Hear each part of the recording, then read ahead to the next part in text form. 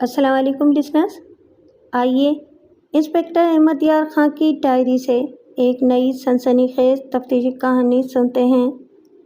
जैसा कि मैंने अपनी कहानी होका अय्याशी में बताया था कि हाशिम मकतूल के मुकदमे का फ़ैसला 6 महीनों के अंदर ही हो गया था और मुझे याद है कि अपील की तारीख दूसरे या तीसरे महीने के अंदर अंदर निकल आई और हाई कोर्ट ने 2 पेशियों में फ़ैसला दे दिया था।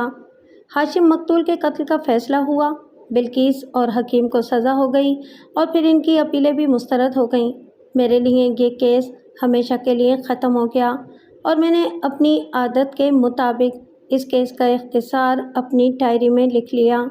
हमारे पास और तफ्तीशें भी थीं, हम इनमें मसरूफ़ हो गए। अगर मुझे ठीक से याद है तो 2 हफ्ते गुजरे होंगे कि मुझे और सब इंस्पेक्टर रमेश को हमारे एसपी ने अपने दफ्तर में बुलाया और मुस्कुराते हुए कहा कि तुम्हारा केस जहां ख़त्म हुआ था वहां से फिर शुरू हो गया है, या ये समझ लो कि इस केस ने एक और वारदात को जन्म दिया है। वारदात ये हो गई थी कि शकीला, जो मकतूल हाशिम की दूसरी बीवी थी, 5-6 रोज़ पहले कत्ल हो गई थी। इस इलाके के थाने कार्रवाई और तफ्तीश शुरू कर चुके थे, लेकिन कुछ वजूहात की बिना पर तफ्तीश CIA के सुपुर्द कर दी गई थी। एक तो सिफारिश चली थी और दूसरी वजह माकूल थी, और वो ये कि इस वारदात का ताल्लुक़ हाशिम के कत्ल की वारदात से बनता था जिसकी तफ्तीश हमने की थी। ये जिस किसी ने भी सोचा, ठीक ही सोचा था कि इस नई वारदात की तफ्तीश भी हम ही करें, क्योंकि इसके पस मंज़र में एक वारदात हो चुकी थी। मैं और रमेश वारदात वाले इलाके के थाने में चले गए और तमाम ज़रूरी मालूमात हासिल की, और उस वक्त तक थानेदार ने जो तफ्तीश की थी वो भी मालूम की। उसे तफ्तीश का ज़्यादा मौका नहीं मिला था। उसने पोस्टमार्टम कराया था जिसकी रिपोर्ट हमने नोट की। मकतूला को चाकू या खंजर लगे थे। 2 ज़ख्म ज़्यादा गहरे होने की वजह से मौत का बाइस बने थे। एक बात मैं पहले ही सुना देता हूँ कि मकतूल हाशिम की बेटी परवीन की शादी मकतूला शकीला के छोटे भाई के साथ हुई थी, और ये शादी एक सौदेबाजी का नतीजा थी। सौदा ये था कि मकतूल हाशिम ने शकीला के साथ शादी की और उसके बदले में अपनी बेटी शकीला के भाई को दे दी। शकीला जवान और ख़ूबसूरत थी और उसका भाई आसिफ बदमाश और आवारा किस्म का नौजवान था, और वो बदसूरत भी था। हम हाशिम के कत्ल की तफ्तीश कर रहे थे कि परवीन अपने एक दोस्त के साथ खामिद के घर से भाग गई और मेरठ से पकड़ी भी गई। वो जिसके साथ गई थी वो भी पकड़ा गया और पुलिस ने उसको भी गिरफ्तार कर लिया, जिसके घर इसे परवीन का दोस्त ले गया था। परवीन को मैंने शामिल तफ्तीश किया था। हाशिम के कत्ल की तफ्तीश में इससे बहुत कुछ पूछना था। उसने बड़े ही काम के इंकशाफात किए थे, जिनमें नहायत अहम ये था कि उसने कहा कि उनकी पुरानी नौकरानी से पूछगछ की जाए। मैंने और रमेश ने इस नौकरानी का ढूंढ निकाला और उसे शामिल तफ्तीश किया। इस नौकरानी ने राज की 1-2 बातें बल्कि असल राज देकर हमारी तफ्तीश कामयाब कर दी थी। इसके बाद हमें परवीन की ज़रूरत नहीं रही थी। हमने इसे थाने के हवाले कर दिया था। इसका एक दोस्त के साथ भाग जाने का केस हमारी जिम्मेदारी नहीं, बल्कि इस इलाके के थाने की जिम्मेदारी था जहां इसके फ़रार की रिपोर्ट दी गई थी। मैं ये पहले ही सुना देना बेहतर समझता हूँ कि परवीन और उसके दोस्त का क्या बना था। इसका फ़ैसला थाने में ही हो गया था और हाशिम के कत्ल का केस अदालत में चल रहा था। मुझे हर पेशी में अदालत में जाना पड़ता था, इसलिए परवीन के फ़रार के केस की खबरें मिलती रहती थीं। अगर वो शादीशुदा ना होती और किसी दोस्त के साथ घर से भाग जाती और पकड़े जाने की सूरत में मजिस्ट्रेट के सामने बयान दे देती कि वो बालिग है और अपनी मर्ज़ी से उसके दोस्त के साथ गई थी, तो इसका केस वहीं ख़त्म हो जाता। लेकिन वो शादीशुदा थी और अपने खामिद को धोखा देने की मुर्तकिब हुई थी, इसलिए उसे थाने में ही रखा गया था। उसके दोस्त का ये जुर्म था कि वो एक शादीशुदा औरत को वरगला कर ले गया था। ज़रूरी नहीं था कि वो परवीन को ज़बरदस्ती अगवा करके ले जाता तो ही वो मुजरिम बनता। शादीशुदा औरत को बहला फुसला कर साथ ले जाना एक जुर्म है, और मुझे बड़ी ही दिलचस्प बातें मालूम हुई। परवीन बड़ी ही दिलेर लड़की थी, उसमें इखलाकी जुर्रत थी। मैंने कई घंटे इस लड़की को अपने पास बिठाया اور اس کے ساتھ باتیں کی تھیں۔ وہ جتنی خوبصورت تھی اس سے بہت زیادہ دلیر بلکہ منہ زور اور منہ پھٹ تھی، لیکن میں نے یہ خاص طور پر دیکھا کہ وہ اچھے کردار والی لڑکی تھی۔ اس کی محبت اپنے جیسے ایک نوجوان سے ہوئی تو اس نے محبت کا حق ادا کر دیا۔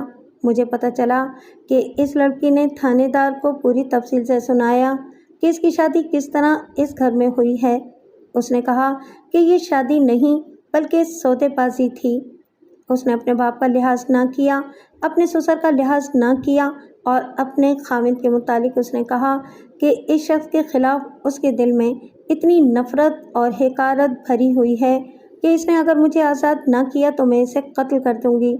پروین نے تھانے دار کو یہ بھی کہا کہ اس کے دوست کے خلاف مقدمہ چلائیں کہ وہ مجھے خاوند کے گھر سے بھگا کر لے گیا تھا۔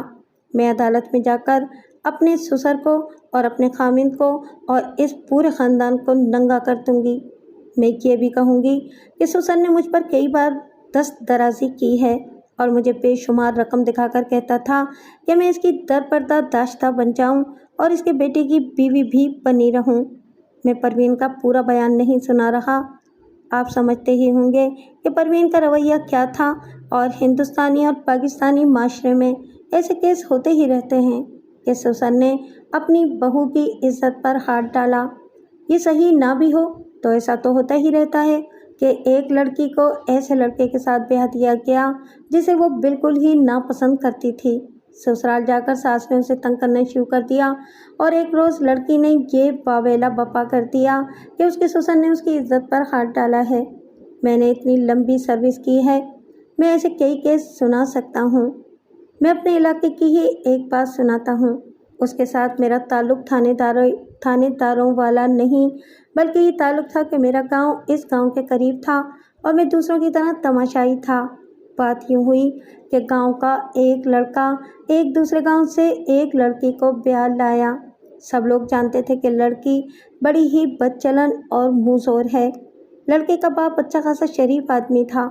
شادی کے چوتھے یا 5ویں مہینے جب اس لڑکی کا خاوند فوج میں تھا، ایک روز گرمیوں کی دوپہر لڑکی گھر سے اس حالت میں نکلی کہ اس کے جسم پر صرف قمیض تھی۔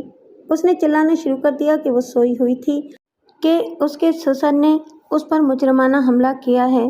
سارا گاؤں اکٹھا ہو گیا۔ اس کا سسر روتا ہوا باہر نکلا اور اس نے سب کو بتایا کہ یہ جھوٹ بول رہی ہے۔ اصل وجہ یہ ہے کہ یہ کہتی ہے کہ جب تک اس کا خاوند گھر نہیں آتا یہ اپنے ماں باپ کے گھر رہے گی۔ سسر اور ساس اس کا یہ مطالبہ نہیں مان رہے تھے۔ سارا گاؤں سسر کو انتہائی شریف آدمی سمجھتا تھا اور لڑکی کی شہرت سے بھی سب واقف تھے۔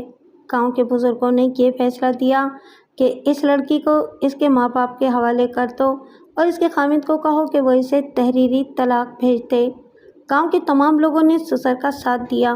یہ تو ایک ایسا واقعہ ہے جس میں سب جانتے تھے کہ لڑکی بدمعاش ہے اور سسر اللہ کو یاد کرنے والا آدمی ہے۔ اگر کوئی لڑکی جس کے متعلق معلوم ہو کہ بد چلن نہیں، وہ اپنے سسر پر ایسا الزام تھوپ دے تو لوگ مان لیتے ہیں۔ پروین نے تھانے دار کو یہ بیان دیا اور بڑی جرأت سے یہ بھی کہا کہ وہ اپنے سسر پر جھوٹے الزام عائد کرے گی اور گواہ بھی پیش کر دے گی۔ اس کا سسر کیس کی پیروی کے لیے تھانے جاتا رہتا تھا۔ وہ ایک بار پھر تھانے گیا تو تھانے دار نے اسے بتایا کہ لڑکی یہ بیان دے رہی ہے اور وہ عدالت میں بھی یہی بیان دے گی۔ تھانے دار نے یہ بھی کہا کہ لڑکی اس لیے بھی بھڑکی ہوئی ہے کہ اس سودے بازی جیسی شادی کے نتیجے میں اس کا باپ قتل ہو گیا ہے اور وہ انتقاماً اپنے سسرال کی مٹی پلیت کر کے دم لے گی۔ دراصل پروین کو تھانے دار کی بھی ہمدردی اور حمایت حاصل ہو گئی تھی۔ تھانے دار ایک خاندانی مسلمان تھا۔ اس نے مجھے بتایا تھا کہ حرام کی اور ٹھیکیداری کی دولت اکٹھی کر کے یہ لوگ سمجھتے ہیں کہ انہیں ہر کسی کی بیٹی یا بہن کی قسمت اور عصمت کے ساتھ کھیلنے کا حق حاصل ہو گیا ہے۔ پروین کا سسر ڈر گیا، لیکن آدمی وہ بھی بڑا چالاک اور ہوشیار تھا۔ اس نے پروین کے دونوں بھائیوں مسعود اور نعیم کے ساتھ بات کی۔ بڑا بھائی مسعود تھا تو عقل والا لیکن شریفانہ زندگی گزارنے والا آدمی تھا۔ اس کے مقابلے میں چھوٹا بھائی نعیم، جس کے متعلق پہلے بتایا ہے کہ باکسر تھا، دنیا دار نوجوان تھا اور اگر وہ بدمعاش نہیں تھا تو بدمعاشوں کے منہ پھیرنے کے ڈھنگ جانتا۔ और जुर्रत रखता था। परवीन का ससुर परवीन के भाइयों के साथ सौदेबाजी कर रहा था। बड़ा तो बोला नहीं। छोटे भाई नईम ने ससुर के पांव तले से ज़मीन निकाल दी। उसने बहन के ससुर को वही धमकियां दी जो परवीन अपने बयान में थानेदार को सुना चुकी थी। आपके लिए बेहतर यही होगा कि थाने से केस वापस ले लें, नईम ने कहा, वरना आपको अदालत में हमारे गवाह जलीलो ख्वार करके रख देंगे। आप पर इंतहाई घटिया इल्ज़ाम आयद करके गवाह इन्हें सही साबित कर देंगे। मैं ये खबरें अखबारों में भी छपवाऊँगा। आपके बेटे को दुनिया जानती है कि वो किस कुमाश का शख्स है। हमारे साथ जो गुंडागर्दी हुई है हम उसका इंतकाम लेंगे। परवीन का ससुर मरूब हो गया। उसने फिर कहा कि वो केस वापस ले लेगा, लेकिन इस शर्त पर कि वो शकीला को पुरानी हवेली और कोठी में से उसका हिस्सा नकद दे दें। नईम ने कहा कि वो परवीन को तलाक दे दें तो पुरानी हवेली शकीला को दे दी जाएगी, कोठी में से कुछ नहीं देंगे।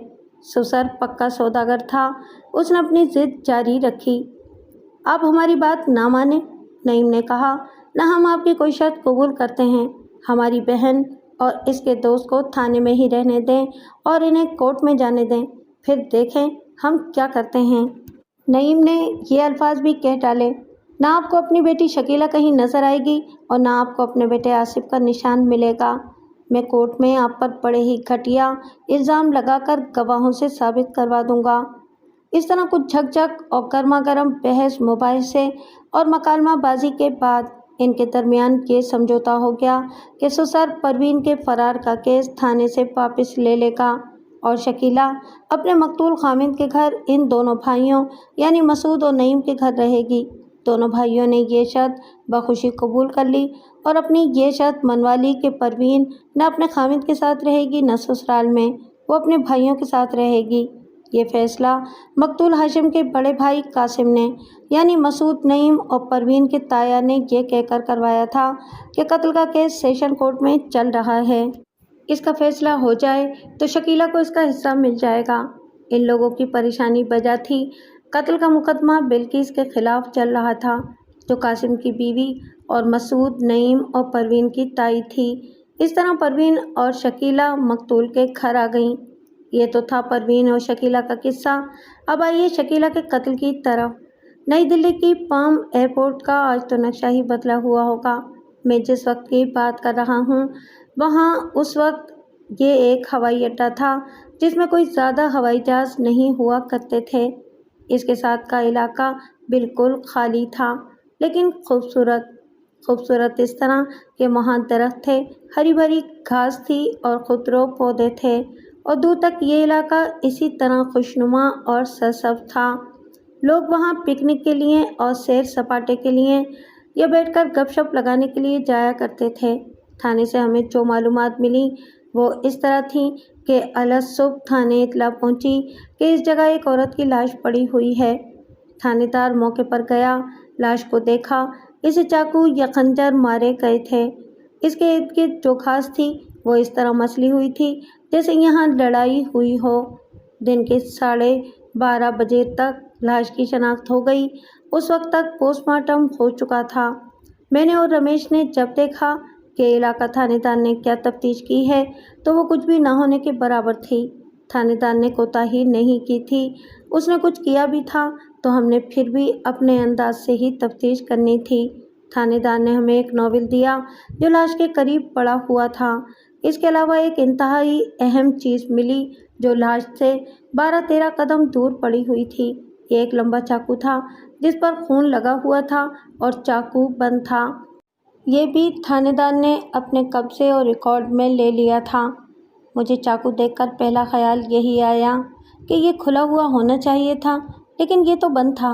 मैंने रमेश से कहा कि कातिल किसी ख़ास मकसद से चाकू यहाँ फेंक गया है। फिर हमने एक और नहायत अहम बात नोट कर ली और वो ये थी कि मकतूला जवान और खासी खूबसूरत थी, लेकिन पोस्टमार्टम रिपोर्ट में डॉक्टर ने नुमाया तौर पर लिखा था कि मकतूला के साथ कोई ज़्यादती नहीं हुई, यानी इस पर मुजरिमाना हमला नहीं हुआ। दूसरी अहम बात ये कि मकतूला ने कुछ जेवरात भी पहन रखे थे। कानों में सोने के वज़नी झुमके थे, 2 उंगलियों में सोने की अंगूठियाँ थीं और गले में एक लड़ी का हार था, ये भी सोने का था। اس سے ظاہر ہوا کہ یہ قتل رہزنی یا ڈکیتی کے خیال سے نہیں ہوا۔ مطلب یہ کہ قاتل کو مقتولہ کی جوانی اور خوبصورتی کے ساتھ بھی دلچسپی نہیں تھی اور اس کے سونے کے زیورات کے ساتھ بھی دلچسپی نہیں تھی۔ پیچھے قتل کا باعث صرف یہ رہ جاتا تھا کہ یہ انتقامی واردات ہے۔ اگر یہ قاتل کرائے کا قاتل ہوتا تو وہ زیورات کبھی نہ چھوڑتا۔ زیورات کو دیکھ کر یہ اندازہ بھی ہوا کہ قاتل کسی امیر گھرانے کا فرد ہے جس کے ذہن میں زیورات کا لالچ نہیں تھا اور اس کی بجائے اس کے دل و ذہن میں انتقام تھا جو اس نے لے لیا تھا۔ میں اور سب انسپکٹر رمیش علاقہ تھانے دار کو ساتھ لے کر موقع پر گئے۔ واردات کو 5-6 دن گزر گئے تھے، اس لیے وہاں سے ہمیں کوئی سراغ یا کھرا نہیں مل سکتا تھا۔ وہاں دور دور تک ہری گھاس تھی جس پر کھرے کا سوال ہی پیدا نہیں ہوتا تھا۔ ہم اس جگہ کو صرف دیکھنا چاہتے تھے۔ وہاں سے ہم تھانے چلے گئے۔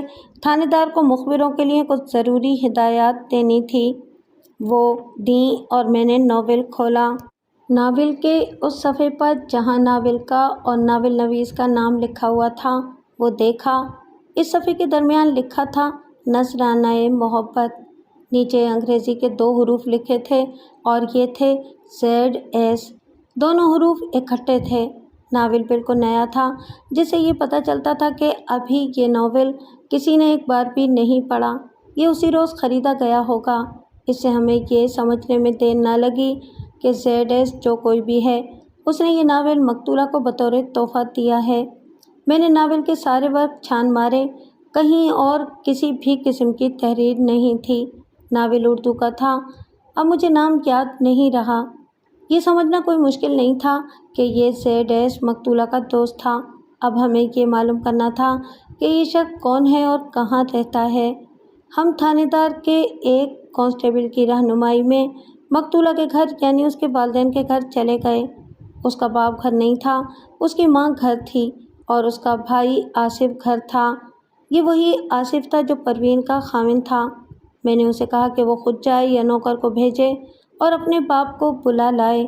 آصف نے ایک نوکر کو دوڑا دیا اور خود ہمارے پاس آ بیٹھا۔ میں نے اس سے اور اس کی ماں سے پوچھا کہ انہیں کسی پر شک ہے۔ آصف نے تو فوراً کہا کہ اسے مقتول ہاشم کے بیٹوں مسعود اور نعیم پر شک ہے۔ اس نے شک کی وجہ یہ بتائی کہ شکیلہ اور اس کا باپ شکیلہ کا حصہ مانگتے تھے جو وہ لوگ نہیں دے رہے تھے۔ مقتولہ کی ماں نے بھی یہی الفاظ کہے اور اس نے مسعود اور نعیم کو برا بھلا کہنا شروع کر دیا۔ میں نے آصف کو کمرے سے نکال دیا اور مقتولہ کی ماں سے سوال و جواب کا سلسلہ شروع کر دیا۔ وہ میرے اور رمیش کے ہر سوال کا جواب دے کر پھر وہی الفاظ منہ سے نکالتی تھی جو وہ پہلے نکال چکی تھی، یعنی وہ مسعود، نعیم اور پروین کو شکیلہ کی جانی دشمن قرار دے رہی تھی اور یہی رٹ لگائے چلی جا رہی تھی کہ اس کی بیٹی کے قاتل یہ تینوں ہیں۔ میں نے اس سے پوچھا کہ مقتولہ کس وقت گھر سے نکلی تھی۔ اس نے بتایا کہ وہ اپنے مرے ہوئے خاوند یعنی ہاشم مقتول کے گھر رہتی تھی۔ اسے تو اگلے روز پتہ چلا کہ شکیلہ کی لاش تھانے پڑی ہوئی ہے۔ میں نے اس عورت کو باہر بھیج دیا اور آصف کو بلایا۔ اس نے بھی اپنی ماں کی طرح ہر سوال کا جواب یہی ذہن میں رکھ کر دیا کہ اس کی بہن کے قاتل مسعود، نعیم اور پروین ہیں۔ اس نے یہ بھی کہا کہ پروین کا وہ دوست جس کے ساتھ وہ بھاگ گئی تھی اس قتل میں شامل ہے۔ میں نے آصف کی اس بات سے اور اس کے بولنے کے انداز سے یہ اندازہ لگایا کہ یہ شخص خاصا احمق اور گھٹیا ہے۔ میں اگر تفتیش نہ کر رہا ہوتا تو میں اس لڑکے کو بہت ذلیل کرتا۔ کچھ اور انتظار کے بعد مقتولہ کا باپ آ گیا۔ میں نے آصف کو باہر بھیج دیا۔ میری ایک بات غور سے سن لیں نصیر صاحب، میں نے مقتولہ کے باپ سے کہا، ہم آپ کی بیٹی کے قتل کی تفتیش کر رہے ہیں۔ ہم نے آپ کی بیٹی کے قاتل کو پکڑنا ہے اور یقیناً آپ کی بھی یہی خواہش ہے۔ آپ ہمیں جو کچھ بھی بتائیں بلا وجہ شک اور شبہ کی بات نہ کریں۔ ایسا بالکل نہیں ہوگا کہ آپ نے کہا کہ آپ کی بیٹی کو مسعود یا اس کے بھائی نعیم یا اس کی بہن پروین یا ان تینوں نے مل کر قتل کیا یا کروایا ہے تو ہم اٹھ دوڑیں گے اور ان تینوں کو گرفتار کر لیں گے۔ آپ عقل والے معلوم ہوتے ہیں۔ ہم توقع رکھیں گے کہ آپ ہماری صحیح رہنمائی کریں گے۔ آپ کا کیا خیال ہے کہ آپ کی بیٹی کا قاتل کون ہو سکتا ہے؟ میں انہی دونوں بھائیوں پر شک کروں گا جن کے نام آپ نے لیے ہیں۔ نصیر نے جواب دیا، اور شک کی وجہ یہ ہے کہ میں نے ان سے مطالبہ کیا ہے کہ وہ اپنی یعنی کہ اپنے باپ کی پرانی حویلی میری بیٹی کے نام کر دیں اور کوٹھی کی قیمت طے کر کے میری بیٹی کا حصہ دے دیں۔ کیا انہوں نے آپ کا مطالبہ پورا کرنے سے انکار کر دیا تھا؟ میں نے پوچھا۔ انکار تو نہیں کیا، اس نے جواب دیا۔ وہ کہتے تھے کہ میرا بیٹا ان کی بہن پروین کو طلاق دے دے تو وہ حویلی میری بیٹی کو دے دیں گے، لیکن کوٹھی میں سے حصہ نہیں دیں گے۔ کیا ان دنوں یا ان کے ساتھ اس مسئلے پر آپ کی بات ہوئی ہے؟ میں نے پوچھا۔ اور اگر بات ہوئی ہے تو کیا انہوں نے آپ کی بیٹی کا حصہ دینے سے انکار کر دیا ہے؟ نہیں جناب، اس نے جواب دیا۔ میں ارادہ کر ہی رہا تھا کہ ان کے ساتھ بات کروں، لیکن میری بیٹی قتل ہو گئی۔ یہ ان کے ساتھ پہلے فیصلہ ہوا تھا کہ ان کے باپ کے قتل کا کیس کورٹ میں چل رہا تھا، یہ ختم ہو جائے تو اس مسئلے پر بات کی جائے گی اور پھر کوئی فیصلہ کیا جائے گا۔ کیا آپ کی مقتولہ بیٹی نے ان لوگوں کو اپنے حصے کے لیے کچھ پریشان کیا تھا؟ رمیش نے پوچھا۔ ہو سکتا ہے کہ آپ کی بیٹی نے ضد کرنی شروع کر دی ہو کہ وہ فوراً اپنا حصہ لے گی۔ میرا خیال ہے کہ ایسا نہیں ہوا، اس نے کہا۔ اگر ایسی بات ہوتی تو میری بیٹی مجھے ضرور بتاتی۔ میں اور رمیش یہ معلوم کرنا چاہتے تھے کہ شکیلہ کے قتل سے کچھ دن پہلے جائیداد کے متعلق یعنی شکیلہ کے حصے کے متعلق مسعود و نعیم کے ساتھ شکیلہ کا لڑائی جھگڑا ہوا ہوگا۔ ہم دونوں انسپکٹروں نے نصیر سے بے شمار سوالات کر ڈالے اور اس کے جوابوں پر بھی جرا کی۔ ہم اس نتیجے پر پہنچے کہ ان دونوں بھائیوں کا نصیر کے ساتھ یا مقتولہ کے ساتھ کوئی لڑائی جھگڑا یا بحث مباحثہ نہیں ہوا تھا۔ اس کا مطلب یہ نہیں تھا کہ میں مسعود اور نعیم کو بے گناہ قرار دینے کی کوشش کر رہا تھا۔ میرا شک ان دونوں بھائیوں پر قائم تھا۔ جائیداد فساد کی جڑ ہوتی ہے، ایک ایک انچ پر سگے بھائی ایک دوسرے کا خون بہا دیتے ہیں۔ یہ تو میں نے ہاشم کے قتل کی تفتیش کے دوران دیکھا تھا کہ یہ دونوں بھائی شکیلہ کو نفرت کی حد تک ناپسند کرتے تھے۔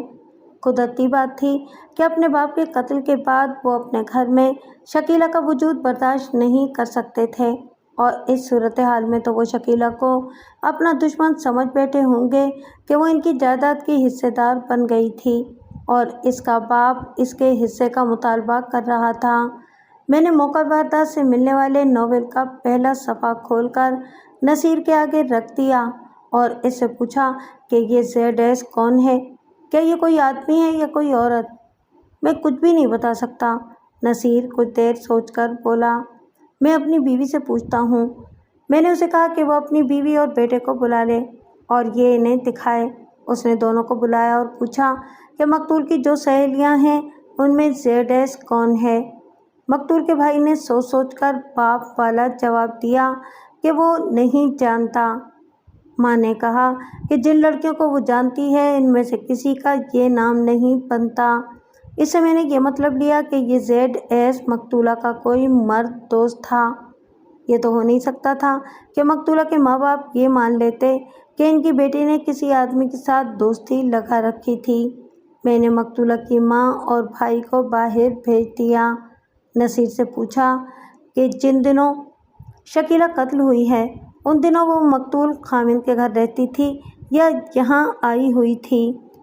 وہ وہاں تھی، نصیر نے بتایا۔ وہ کچھ دن اپنے خاوند کے گھر رہتی تھی اور 2-3 دن ہمارے پاس گزار جاتی تھی۔ قتل کے دنوں وہ خاوند کے گھر تھی۔ کیا مقتول ہاشم کے بڑے بھائی قاسم کے ساتھ قتل سے پہلے ملاقات ہوئی تھی؟ میں نے پوچھا۔ اگر بات ہوئی تھی تو کیا آپ نے اس کے رویے اور انداز سے محسوس کیا تھا کہ وہ آپ کی بیٹی کو اپنے بھائی کی جائیداد میں سے کچھ نہیں دے گا، یا اس کے رویے سے آپ نے محسوس کیا تھا کہ وہ آپ کی بیٹی کو اپنے مرے ہوئے بھائی کے گھر دیکھنا نہیں چاہتا؟ نہیں، اس نے جواب دیا۔ اس کے ساتھ ملاقات نہیں ہوئی۔ وہ تو بہت ہی پریشان تھا اور اب بھی ہوگا۔ اس کی بیوی نے اس کے بھائی کو زہر دے دیا تھا۔ بھائی بھی گیا اور بیوی بھی گئی۔ اس کے ساتھ ایک ہی بار اس مسئلے پر بات ہوئی تھی اور اس نے کہا تھا کہ اس کی بیوی کے مقدمے کا فیصلہ ہو جائے تو وہ یہ مسئلہ بھی حل کر دے گا۔ کیا آپ کی بیٹی نے آپ کو کبھی بتایا تھا کہ اپنے خاوند کے گھر اس کے خاوند کے بیٹے یا کوئی اور اس کے ساتھ اچھا سلوک نہیں کرتے؟ میں نے پوچھا۔ یا اس نے کبھی آپ کو بتایا تھا کہ اس کے خاوند کے بیٹے یا بیٹی پروین یا کوئی اور یہ کہتا ہے کہ تمہیں یہاں سے کچھ نہیں ملے گا؟ نہیں، نصیر نے جواب دیا، میں جھوٹ نہیں بولوں گا، میری بیٹی نے کبھی ایسی شکایت نہیں کی تھی۔ کیا پھر بھی آپ ان لوگوں پر شک کرتے ہیں؟ میں نے پوچھا۔ ہاں جی، اس نے جواب دیا، جائیداد کا معاملہ ہے اور آپ جانتے ہیں کہ اتنی جلدی کون حصہ دینے پر راضی ہوتا ہے۔ ہم آپ سے ملتے رہیں گے، میں نے کہا، آپ یہ معلوم کرنے کی کوشش کریں کہ یہ ZS کون ہے۔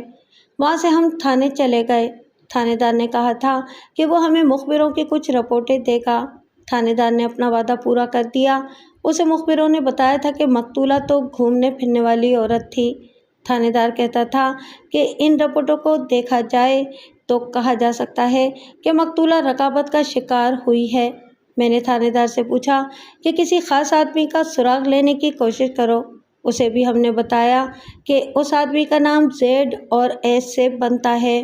اسے مخبروں نے بتایا تھا کہ مقتولہ کو چند مرتبہ ایک آدمی کے ساتھ دیکھا گیا ہے۔ مختصر یہ کہ ہمیں یہ پتہ چل گیا کہ مقتولہ دوستیاں لگانے والی عورت تھی اور اس کے قتل کا باعث کچھ اور بھی ہو سکتا ہے۔ غالباً اگلے روز ہم مقتول ہاشم کے گھر گئے۔ اس گھر میں ٹیلی فون تھا۔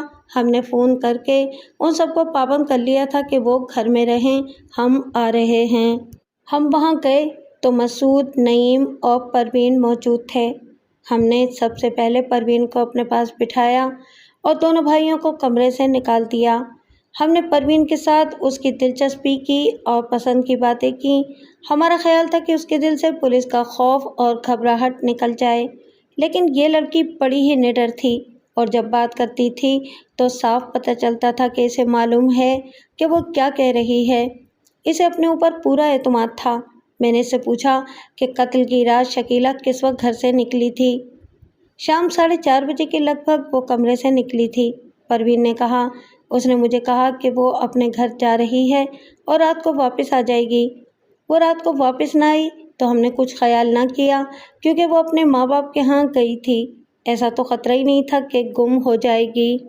یہ تو اگلے روز پچھلے پہر پتہ چلا کہ وہ تو قتل ہو گئی ہے۔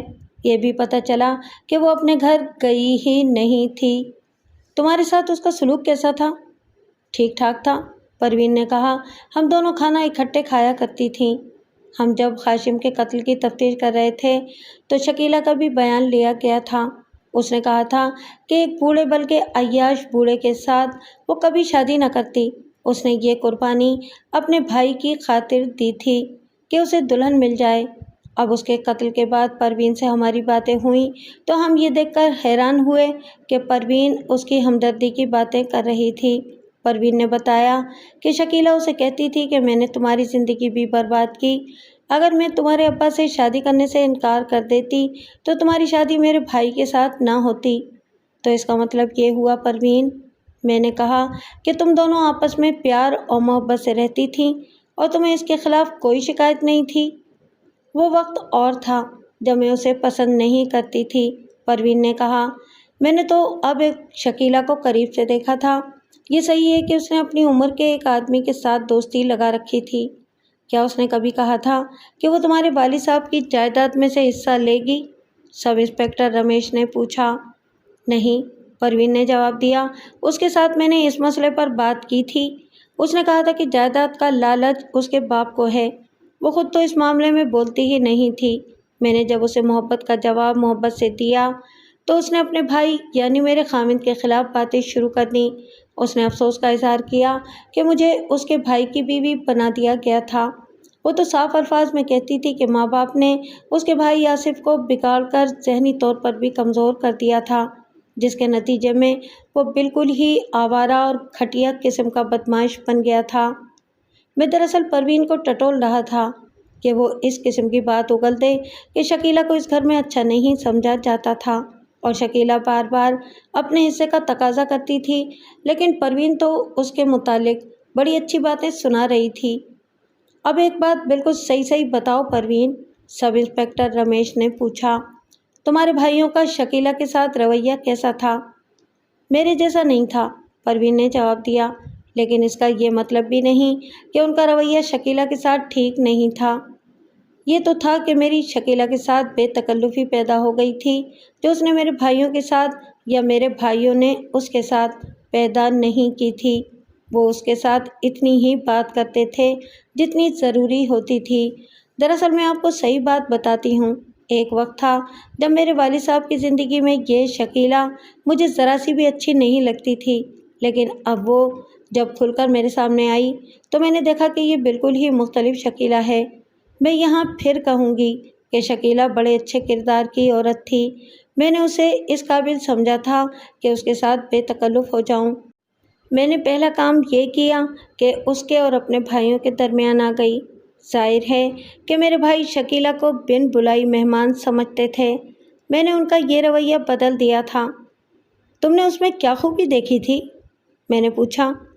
اچھا، پروین ہنس پڑی اور بولی، میرا خیال ہے کہ میں راز و نیاز کی باتیں بھی آپ کو بتا دوں جو میرے اور اس کے درمیان ہوتی رہتی تھیں۔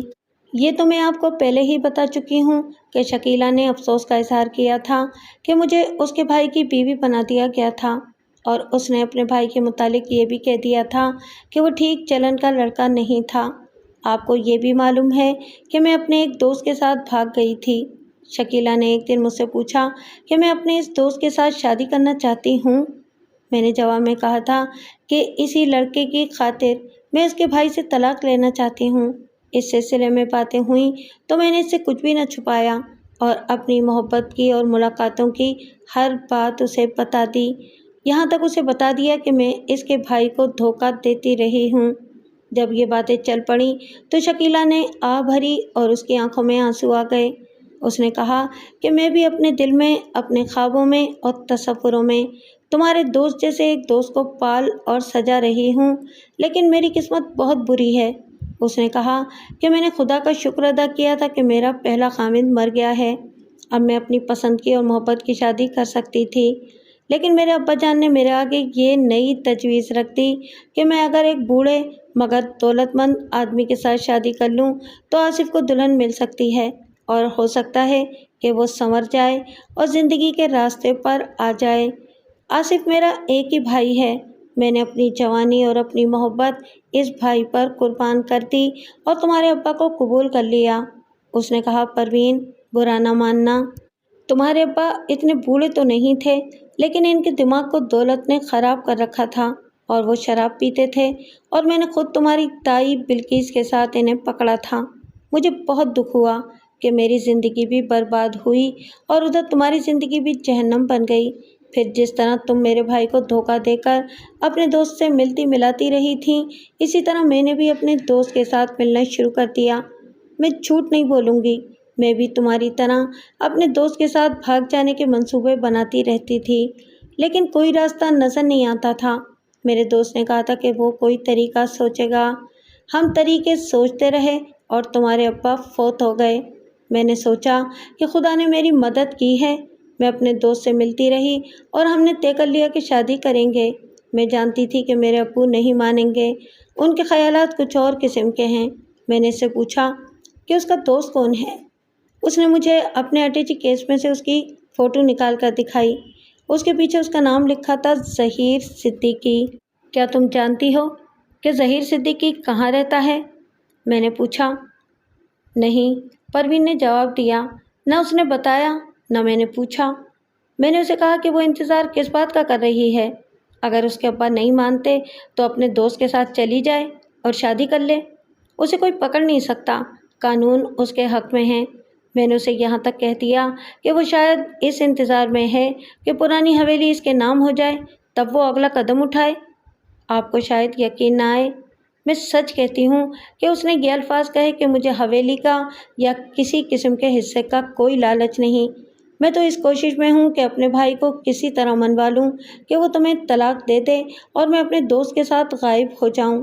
اس نے یہ بھی بتایا کہ اس کا دوست ظہیر صدیقی ابھی ایک گھریلو مجبوری میں پھنسا ہوا ہے، وہ تھوڑے ہی دنوں بعد اس الجھن سے فارغ ہو جائے گا۔ پھر اس نے مجھے یہ مشورہ دیا کہ اپنے بھائیوں کو تیار کریں کہ وہ میرے ابا سے جھوٹا وعدہ کریں کہ پہلے تمہیں طلاق دی جائے، پھر وہ فوراً بعد حویلی میرے نام کر دیں گے۔ اس نے یہ بھی کہا کہ اپنے بھائیوں کو یہ نہ بتانا کہ میں یہاں کیوں بیٹھی ہوئی ہوں، میں نے تمہیں جو بات کہی ہے وہ انہیں کہہ دینا، اور یہ ضرور کہہ دینا کہ میں اپنا کوئی حصہ نہیں لوں گی، مجھے کچھ دن اور اپنے گھر میں پڑا رہنے دیں۔ میں نے اپنے بھائیوں کے ساتھ یہ بات کی، انہیں تفصیل کے ساتھ یہ بتایا کہ شکیلہ کے ساتھ میری کیا باتیں ہوئی ہیں۔ میرے بڑے بھائی مسعود نے کہا کہ یہ عورت ہمیں کسی چکر میں پھنسا دے گی، یہاں سے وہ بھاگی تو اس کا باپ ہمارے خلاف پولیس کو رپورٹ کر دے گا کہ ہم نے اسے جائیداد سے حصہ نہ دینے کی خاطر غائب کر دیا ہے۔ میں نے ان کو بہت یقین دلایا کہ شکیلہ ایسی حرکت نہیں کرے گی، وہ شادی کر کے سامنے آ جائے گی، پھر ہمارے خلاف کوئی کچھ نہیں کر سکتا۔ حقیقت یہ ہے کہ میرے بھائی کوئی بدمعاشی کرنے والے نہیں، انہوں نے تو شکیلہ کے باپ سے کہہ دیا تھا کہ وہ پرانی حویلی شکیلہ کو دے دیں گے۔ بہرحال میرے بھائی خاموش رہے، انہیں یہ فکر ضرور تھی کہ شکیلہ انہیں کہیں خراب نہ کرتے۔ یہ باتیں ہوتی رہیں اور میں شکیلہ کی طرف سے پوری طرح مطمئن تھی، اور میں نے اس پر یقین کر لیا تھا کہ اس کے دل میں کوئی بد نیتی نہیں۔ ایسی ہی باتیں ہوتی رہیں۔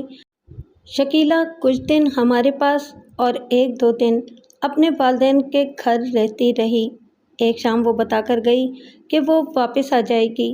میں سمجھ گئی تھی کہ وہ اپنے دوست ظہیر صدیقی سے ملنے جا رہی ہے۔ اگلے روز پتہ چلا کہ وہ تو قتل ہو گئی ہے۔ تمہارے تایا قاسم کا رویہ اور خیال کیا ہے؟ رمیش نے پوچھا۔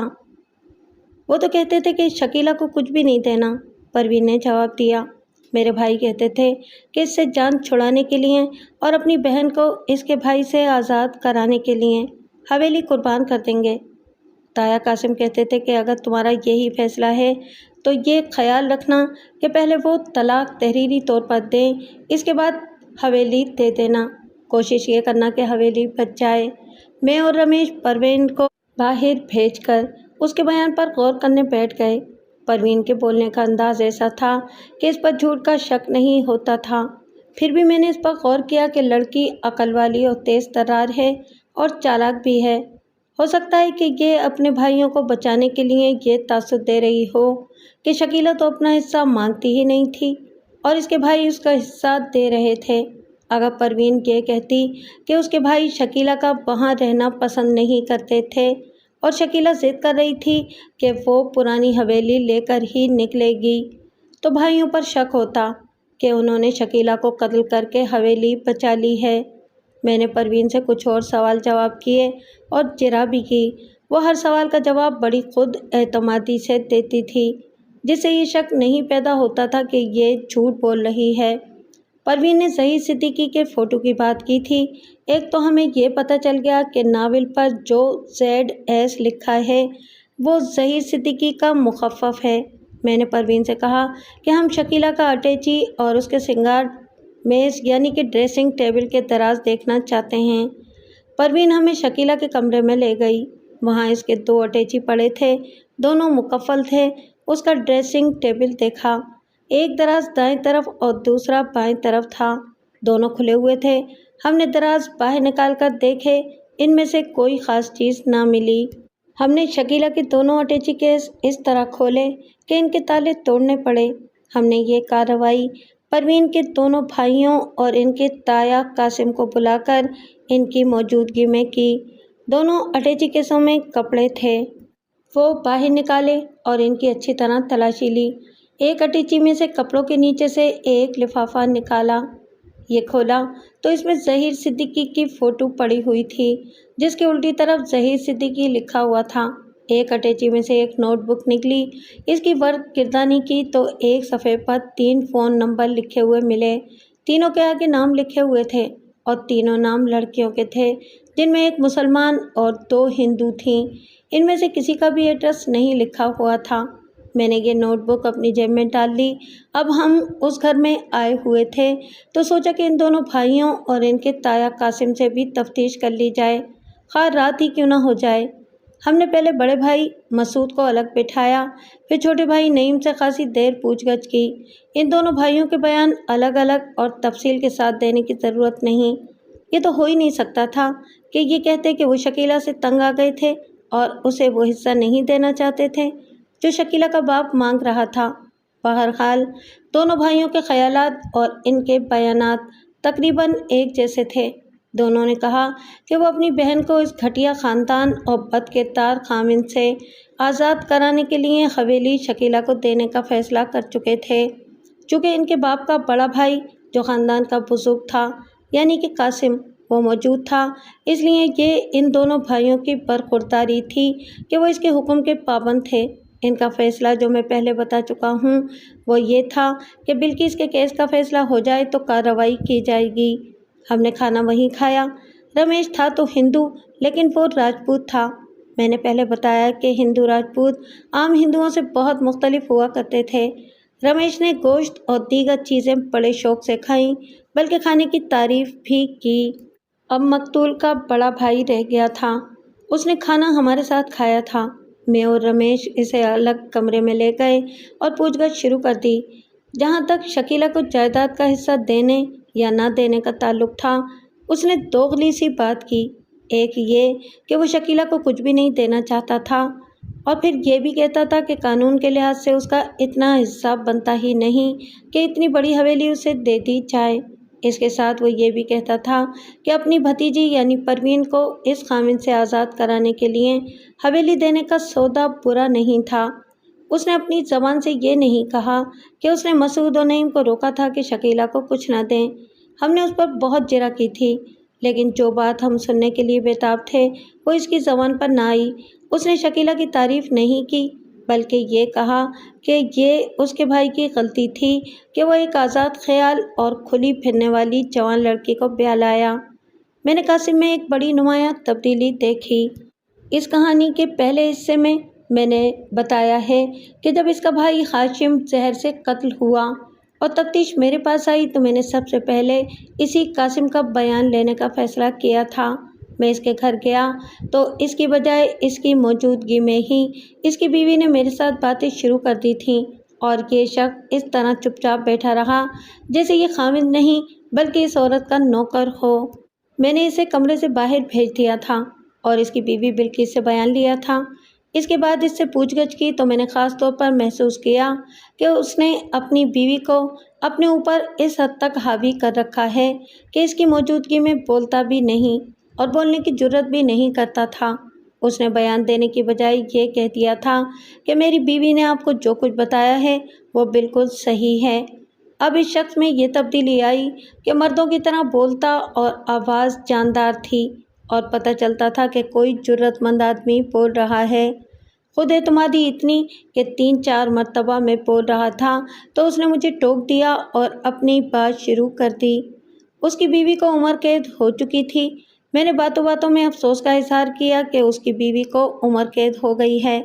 اس نے مسکرا کر کہا کہ سزا تو اسے آپ نے ہی دلائی ہے، پھر آپ کو افسوس کیوں ہو رہا ہے؟ میں نے کہا کہ وہ میرا فرض تھا جو میں نے ایک پولیس انسپکٹر کی حیثیت سے پورا کیا، اور آپ سے اظہار ہمدردی اور اظہار افسوس بھی میرا فرض ہے جو میں ایک عام انسان کی حیثیت سے پورا کر رہا ہوں۔ افسوس تو آپ کو بھی ہوگا، آپ کا بھائی بھی نہ رہا اور بیوی بھی نہ رہی۔ نہیں صاحب، اس نے آپ بھر کر کہا، مجھے افسوس ہے تو صرف اپنے بھائی کی موت کا افسوس ہے، اور جہاں تک بیوی کا تعلق ہے، خدا کی قسم ذرا سا بھی افسوس نہیں کہ اسے عمر قید ہو گئی ہے۔ میں آپ کو سچ بتاتا ہوں، میں خوش ہوں کہ اس بیوی سے میں آزاد ہوا۔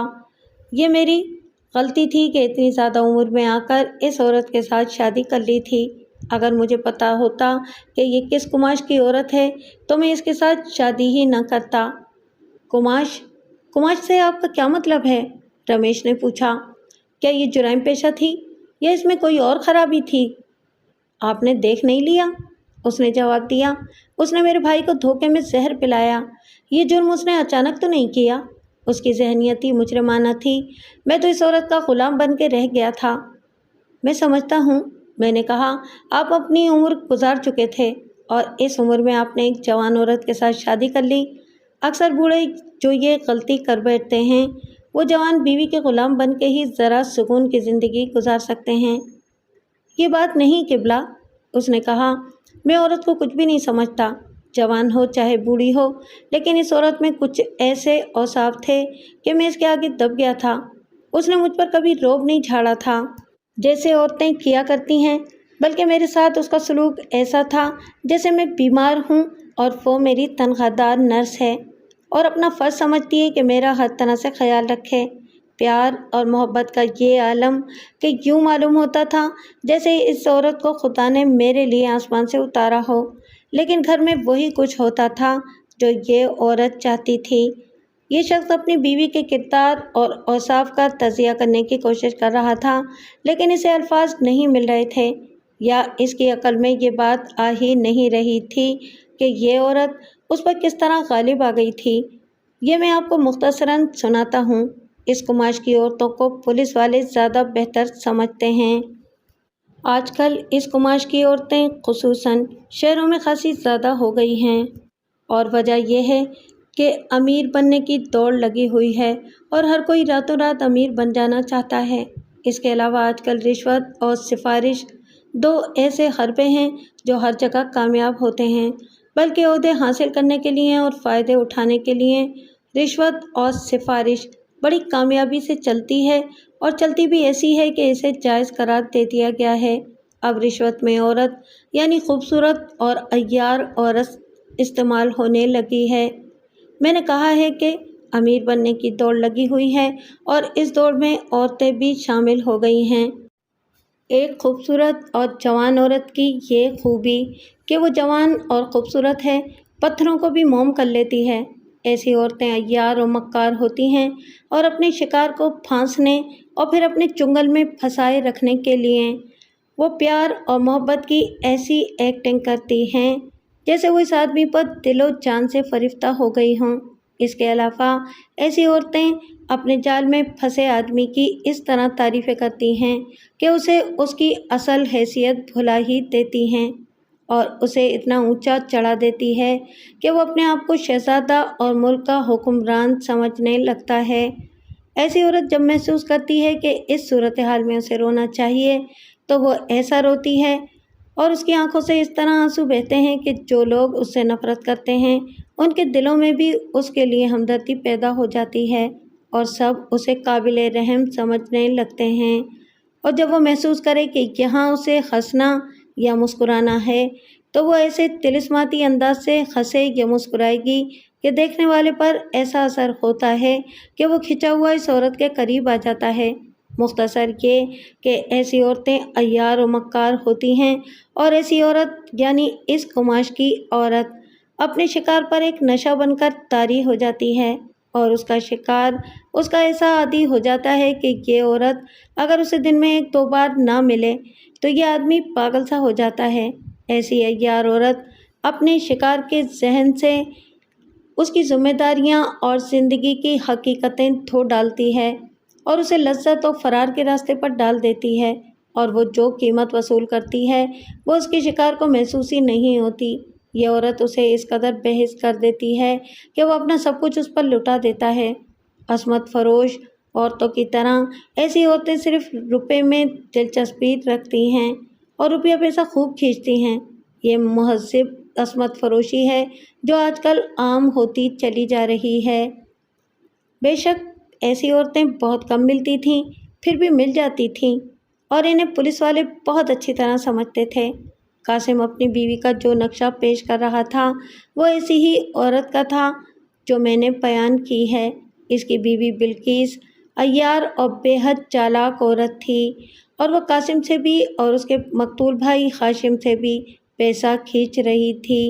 ایسی عورت کے اندر کوئی انسانی جذبہ نہیں ہوتا، وہ جسے چاہے مروا بھی سکتی ہے، اور جھوٹ اور فریب کاری کی اتنی ماہر کہ کسی پر بھی قتل کا جرم ثابت کر سکتی ہے۔ میری اس کہانی کے اس حصے میں بلقیس کے ذکر کی کوئی ضرورت نہیں تھی، وہ اس کہانی سے نکل گئی تھی۔ اس کا جو رول تھا وہ ختم ہو چکا تھا اور اب وہ جیل میں عمر قید بھگت رہی تھی، لیکن میں نے دیکھا کہ اس کا خاوند قاسم اس کی باتیں ختم کرتا ہی نہیں تھا۔ اس نے کہا کہ اس نے کبھی سوچا ہی نہیں تھا کہ یہ عورت اس حد تک زہریلی ناگن ہے کہ وہ میرے بھائی کو اس طرح ڈسلے گی۔ میں نے اور رمیش نے قاسم سے یہ نہ کہا کہ ہمارے ساتھ وہ باتیں کرے جن کا تعلق شکیلہ کے قتل کے ساتھ ہے۔ اس نے باتوں باتوں میں کچھ ایسی باتیں کہہ دیں جن سے مجھے کچھ شک ہونے لگا۔ دوسری وجہ یہ تھی کہ ہم نے اسے بولنے دیا۔ ظاہر ہے آپ اسے طلاق دے دیں گے؟ میں نے کہا۔ دے چکا ہوں، اس نے کہا۔ خدا کی قسم، میں تو اسے بہت پہلے طلاق دینا چاہتا تھا، لیکن اس نے مجھ پر ایسا جادو کر رکھا تھا جیسے میں اپنی زندگی اور اپنی بہتری کے متعلق خود کوئی بھی فیصلہ کرنے میں آزاد نہیں تھا۔ اسے کورٹ سے سزا ہوئی تو باہر نکلتے ہی میں نے اسے کہا کہ میں تمہیں طلاق دیتا ہوں۔ پھر میں نے اپنے وکیل کے مشورے پر عمل کرتے ہوئے اسے تحریری طور پر طلاق جیل میں بھجوا دی تھی۔ آپ کو ایک بات اور بتاتا ہوں، وہ مجھے اور میرے بھائی کو لوٹنے کے لیے اکیلی نہیں تھی۔ آپ کو غالباً پتہ ہوگا کہ اسے پہلے خامد نے طلاق دے دی تھی۔ وہ کوئی جرت والا آدمی ہوگا جو سمجھ گیا کہ یہ عورت اصل شیطان ہے اور اس میں وفا اور خلوص کا نام و نشان ہی نہیں۔ اس خامد سے اس کا ایک بچہ تھا جو خامد نے اپنے پاس رکھ لیا تھا۔ پھر کبھی اس عورت کو اس نے اپنے بچے کی صورت تک نہ دکھائی۔ وہ بچہ جب 14-15 سال کا ہوا تو اپنی ماں سے ملنے کے لیے میرے گھر آنے لگا۔ یہ ایک الگ واقعہ ہے کہ وہ کس طرح اپنی ماں سے ملتا رہتا تھا اور پہلی بار اپنی ماں اسے کیسے ملی تھی۔ اس کی ماں میری بیوی بن گئی تو لڑکے نے یہاں آنا شروع کر دیا۔ میں نے جب اس لڑکے کو دیکھا تو اللہ جانتا ہے کہ میں نے اس کے ساتھ پیار کیا اور میں خوش ہوا کہ ماں بیٹا میرے گھر میں ملتے ہیں۔ میں نے اس لڑکے کو بھی اس لیے اچھا سمجھا کہ میرے کوئی اولاد نہیں تھی۔ میں نے یہاں تک سوچا کہ اس کا باپ مان جائے تو میں اس لڑکے کو اپنا بیٹا بنا کر رکھ لوں، لیکن بہت جلدی مجھے پتہ چل گیا کہ یہ لڑکا تو مجرمانہ کردار کا لڑکا ہے اور ماں سے بڑھ کر فریب کار اور چالاک ہے۔ سوتیلی ماں نے اس کے ساتھ سوتیلی ماں جیسا ہی سلوک کیا تھا، جس سے لڑکے میں انتقامی جذبہ پیدا ہو گیا اور وہ چھوٹی سی عمر میں ہی پکا بدماش بن گیا۔ جناب عالی، اسی عمر میں وہ پختہ کار بدماشوں جیسی باتیں کرتا تھا اور فراڈ کھیلنے میں تو وہ ماہر تھا۔ اس کی ماں یعنی کہ میری بیوی اسے روکتی ٹوکتی نہیں تھی، بلکہ اسے پیسے دے کر خوش ہوتی تھی۔ میں نے اسے روکنے کی جرت نہ کی۔ مجھے بتایا گیا کہ یہ لڑکا چوری چھپے ماں سے ملنے آتا ہے۔ ادھر بلقیس کے ماں باپ زندہ تھے اور بہت بوڑھے ہو چکے تھے اور ابھی تک زندہ ہیں۔ بلقیس مجھے لوٹ کر پیسے اپنے ماں باپ تک پہنچاتی تھی۔ ماں باپ کا کوئی ذریعہ معاش نہ تھا، لیکن وہ شاہانہ زندگی گزار رہے تھے۔ انہوں نے ایک ایسی نوکرانی رکھی ہوئی تھی جو اچھے اچھے کھانے پکا سکتی تھی اور سارا گھر اس نے سنبھالا ہوا تھا۔ میں جانتا تھا کہ وہ بوڑھے میری آمدنی پر شاہانہ زندگی بسر کر رہے ہیں۔ ادھر بلقیس کے بیٹے نے الگ میرے گھر میں لوٹ کھسوٹ مچا رکھی تھی۔ اس نے مجھ سے براہ راست پیسوں کا، کپڑوں وغیرہ کا مطالبہ شروع کر دیا۔ میں نے صرف ایک بار انکار کیا تو بلقیس نے میرے ساتھ بائیکاٹ کر دیا اور ایسا سلوک شروع کر دیا کہ میں رونے پر آ گیا۔ اس لڑکے نے میرے گھر میں آ کر شہزادوں جیسے مطالبات شروع کر دیے جو اس کی ماں میری موجودگی میں مجھ سے پوچھے بغیر پورے کرتی تھی۔ میں سوچتا تھا کہ میری موجودگی میں لوٹ کھسوٹ ہو رہی ہے تو میری غیر حاضری میں اور نہ جانے کیا کچھ ہوتا ہوگا، لیکن صاحب مجھ میں اتنی جرت نہیں تھی کہ اپنی بیوی کو روکتا یا اسے یہ کہہ سکتا کہ اپنے بیٹے کو یوں نہ بگاڑو۔ اب میں آپ کو ایک ایسی بات بتانے لگا ہوں جو شاید آپ کے کام آ جائے، اس پر غور کریں۔ اب اس لڑکے کی عمر 16 سال ہے، بلکہ اس سے اوپر ہی ہو گئی ہے، اور شاید وہ پورے 17 سال کا ہو گیا ہے۔ جب بلقیس کا کیس کورٹ میں چلا گیا تو یہ لڑکا ہر پیشی پر کورٹ میں موجود ہوتا تھا۔ یہ تو آپ خود دیکھتے رہے ہیں کہ بلقیس کے خلاف گواہ تو کئی گزرے، لیکن اس کے لیے بلکہ اسے سزا دلانے کے لیے سب سے زیادہ خطرناک گواہی شکیلہ کی تھی۔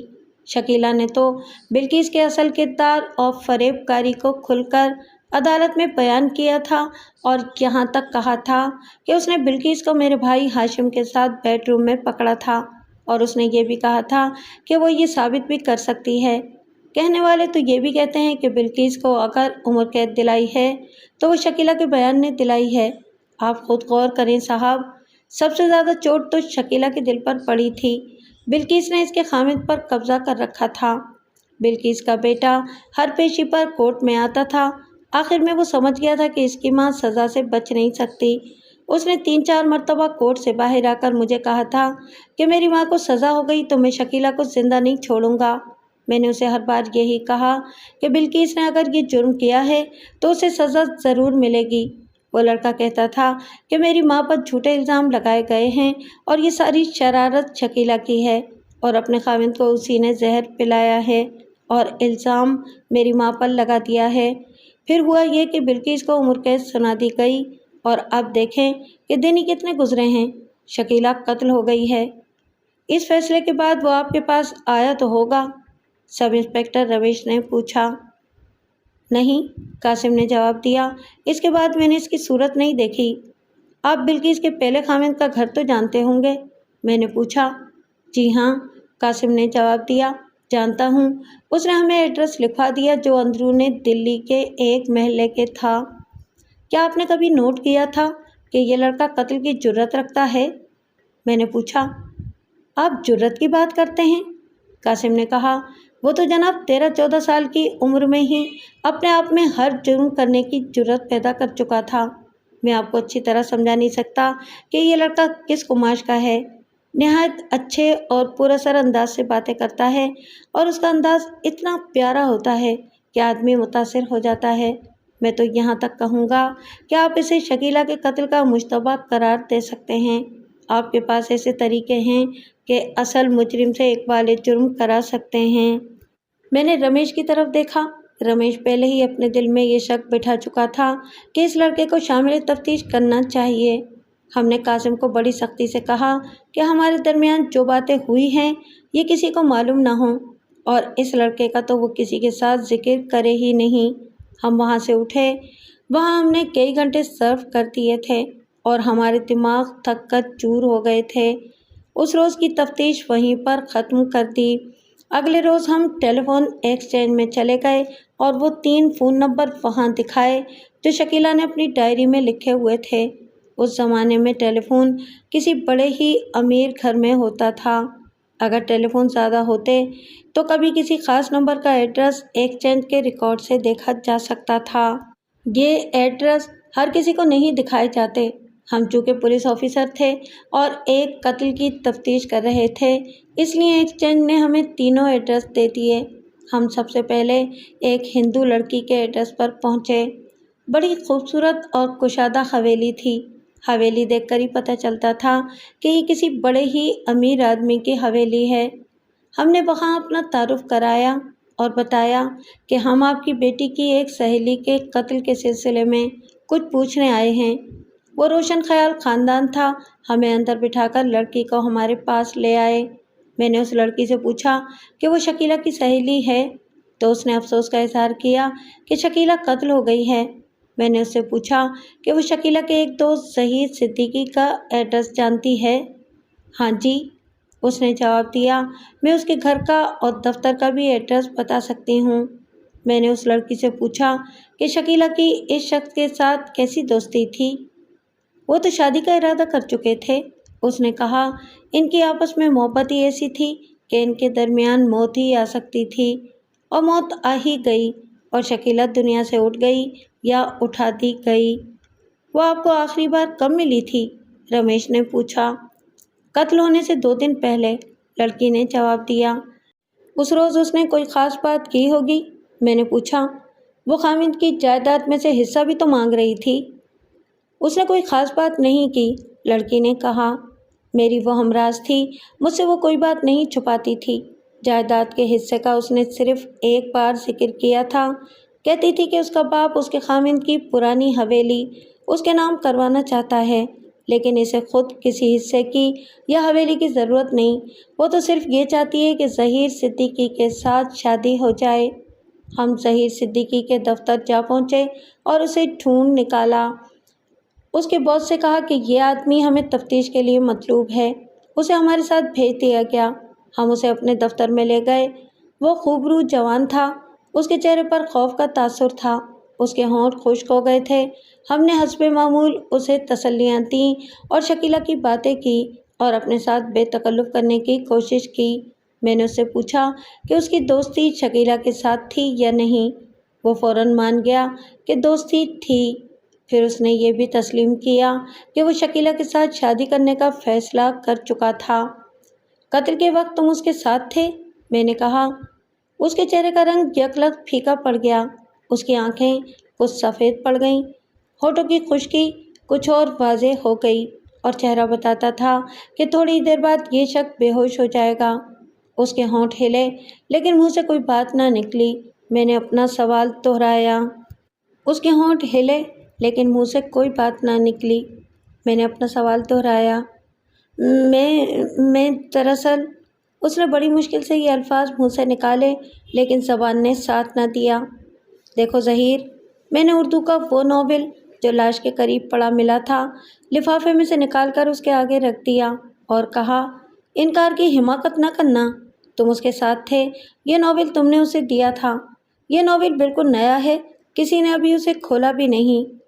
ظہیر صدیقی اس قدر ڈر گیا تھا کہ اس کی حالت پہلے سے بھی زیادہ بگڑ گئی۔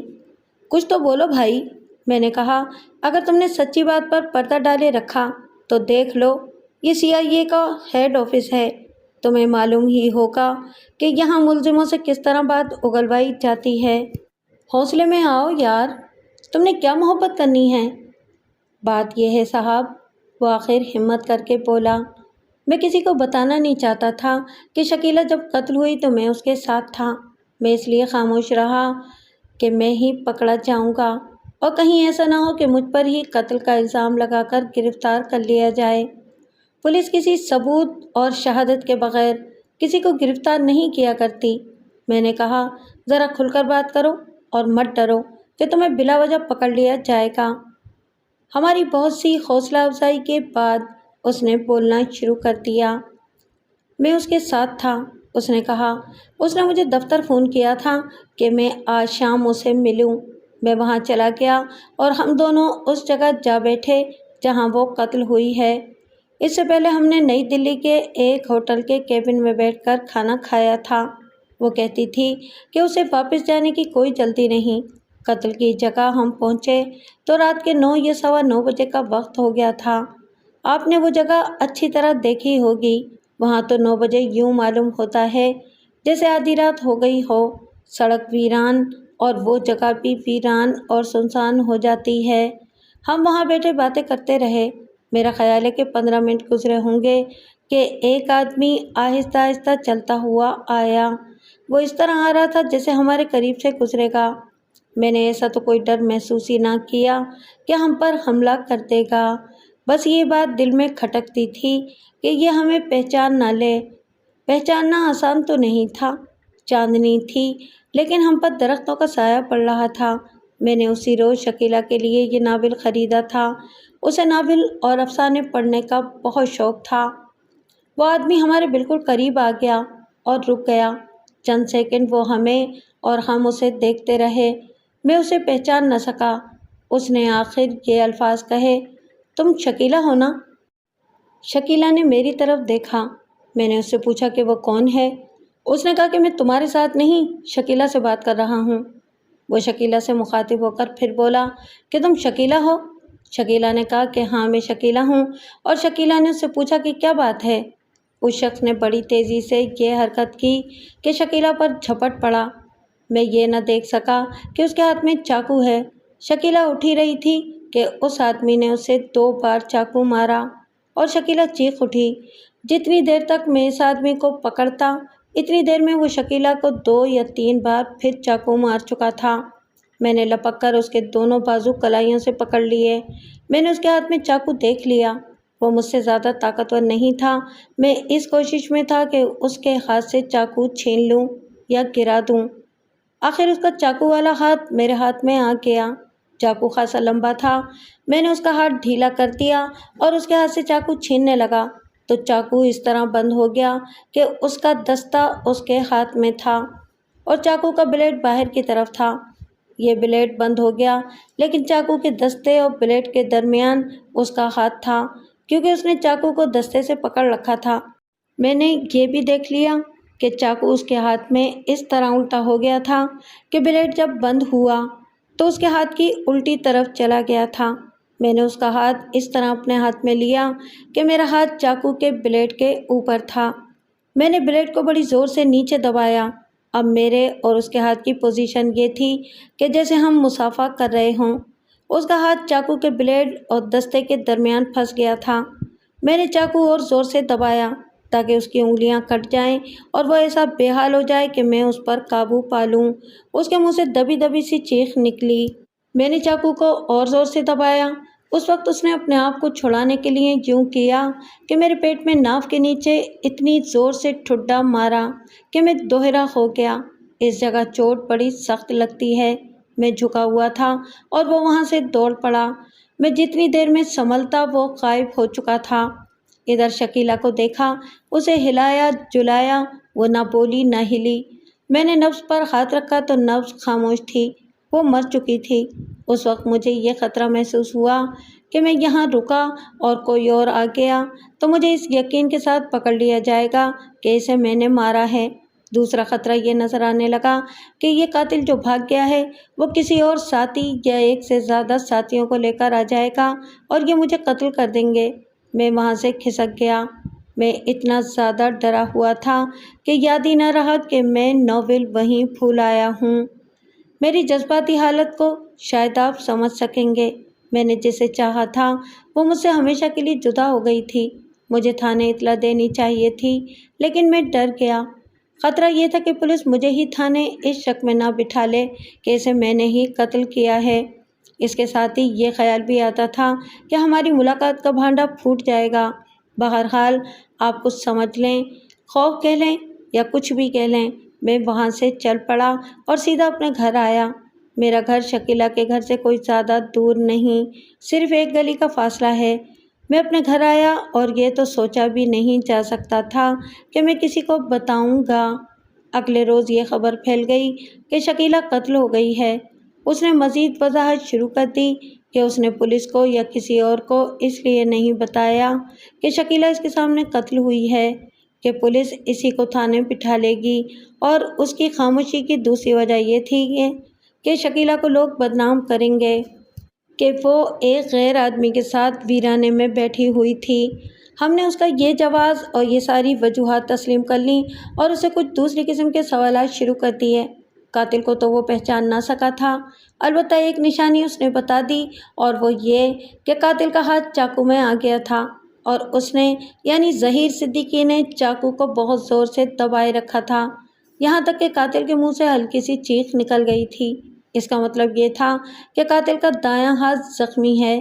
اس واردات کو ابھی بمشکل 10 دن ہی ہوئے تھے۔ اگر قاتل کو واقعی ہاتھ پر چاقو لگا تھا تو اس زخم کا نشان بڑا صاف ہوگا۔ مجھے یہ بھی امید تھی کہ زخم اگر گہرا ہے تو وہ ابھی بھرا بھی نہیں ہوگا۔ میں اور رمیش اس سے پوچھنا شروع کر چکے تھے کہ مقتولہ جائیداد کے حصے کے متعلق اس سے کیا کہتی تھی۔ اس نے بھی وہی باتیں بتائیں جو ہمیں پروین سے اور شکیلہ کی ہندو سہیلی سے معلوم ہوئی تھیں، اور وہ یہ کہ اسے جائیداد کے ساتھ کوئی دلچسپی نہیں تھی اور نہ ہی اس نے پروین کے بھائیوں سے کوئی ایسا مطالبہ کیا تھا کہ اسے حویلی دے کر جلد ہی فارغ کر دیں۔ ہمارے لیے ظہیر صدیقی کا بیان قابل اعتبار تھا، کیونکہ ظہیر صدیقی اپنے اوپر سے شک ہٹانے کے لیے کہہ سکتا تھا کہ شکیلہ پروین کے بھائیوں کو تنگ کر رہی تھی کہ وہ پرانی حویلی پوری کی پوری لے گی اور کوٹھی میں سے بھی حصہ لے گی۔ میرے دماغ میں ایک سوچ آ گئی۔ قاسم کے ساتھ ہماری بہت باتیں ہوئی تھیں، اس نے بلقیس کے بیٹے کی بہت ساری باتیں سنائی تھیں۔ میں نے اس کہانی میں وہ ساری باتیں نہیں لکھیں، یہ لڑکا میرے ذہن میں اٹک گیا تھا۔ میں نے دماغ پر بہت زور دیا اور مجھے یہ محسوس ہونے لگا کہ اس لڑکے کو شامل تفتیش کرنا ضروری ہے۔ ان خیالات کے پیش نظر میں نے ظہیر صدیقی کے ساتھ بات کی۔ ایک بات بتاؤ ظہیر، میں نے پوچھا، کبھی شکیلہ نے تمہیں بتایا ہوگا کہ کوئی آدمی یا ایک نوجوان سا لڑکا اس کا پیچھا کرتا ہے؟ ہاں صاحب، ظہیر صدیقی نے یک لخت چونک کر اور بیدار سا ہو کر کہا۔ میں اس قدر پریشان اور مغموم ہوں اور ڈرا ہوا بھی ہوں کہ یہ بات ذہن سے نکل گئی تھی۔ مقدمے کے دوران شکیلہ گواہ کی حیثیت سے 3 یا 4 پیشیوں پر گئی تھی۔ اس کی باری نہیں آتی تھی۔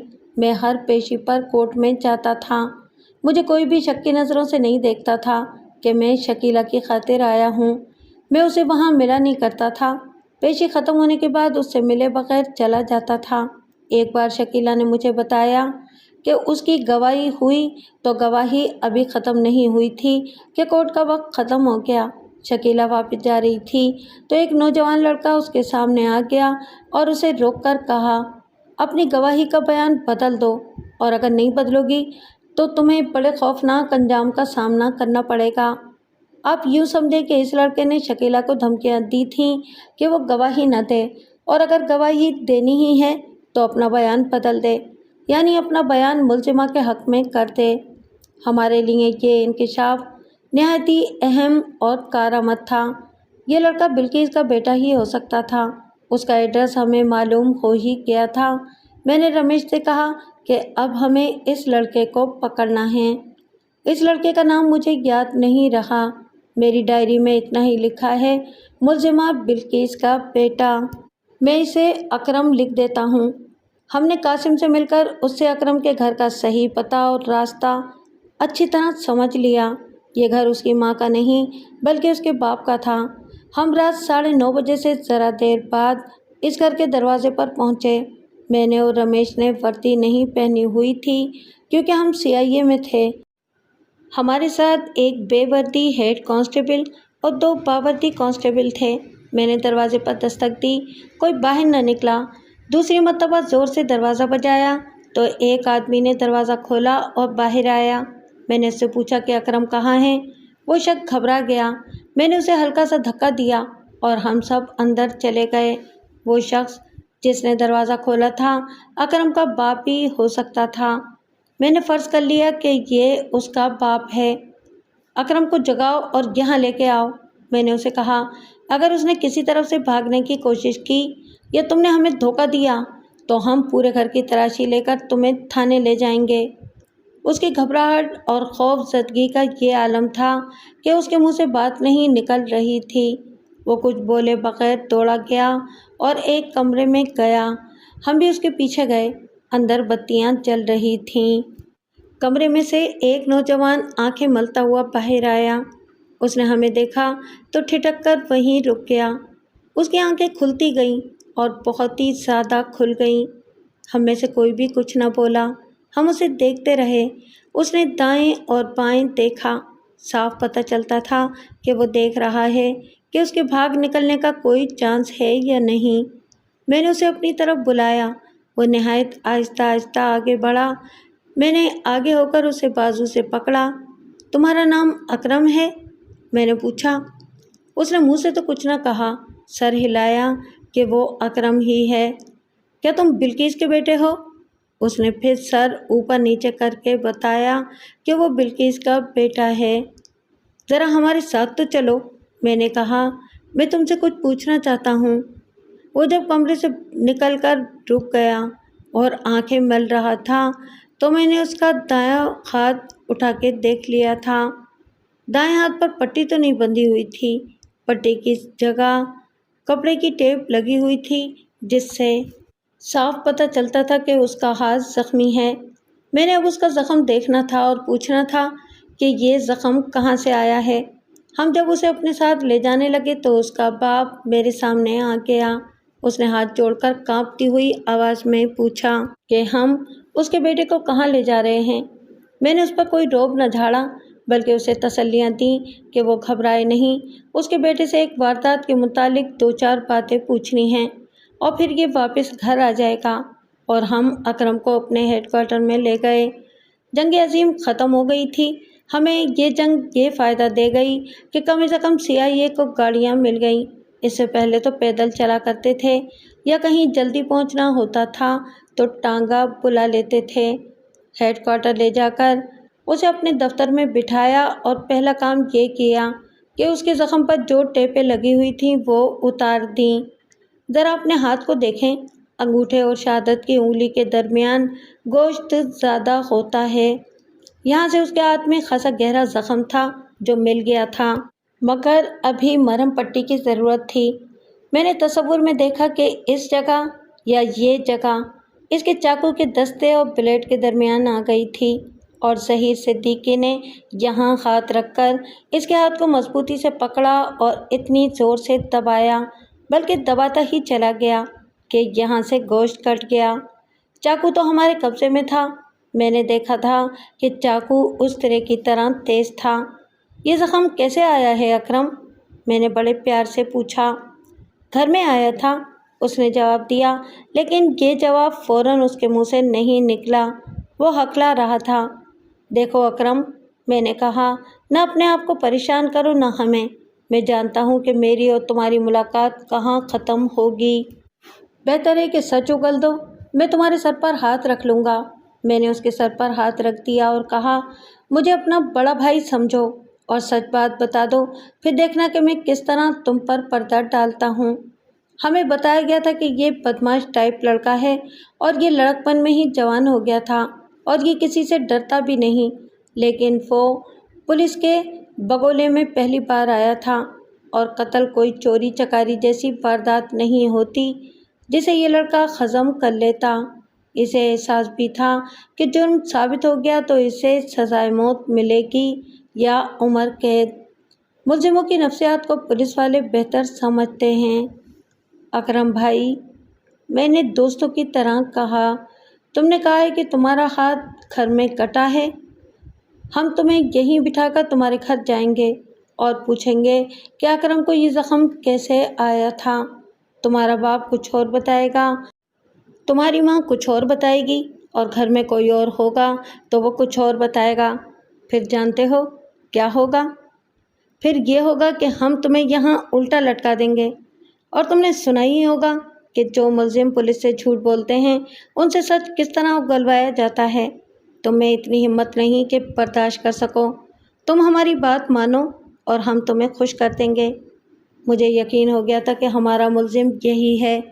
یہ اس کے چہرے پر لکھا ہوا تھا اور اس کی حرکتوں سے صاف ظاہر ہو رہا تھا۔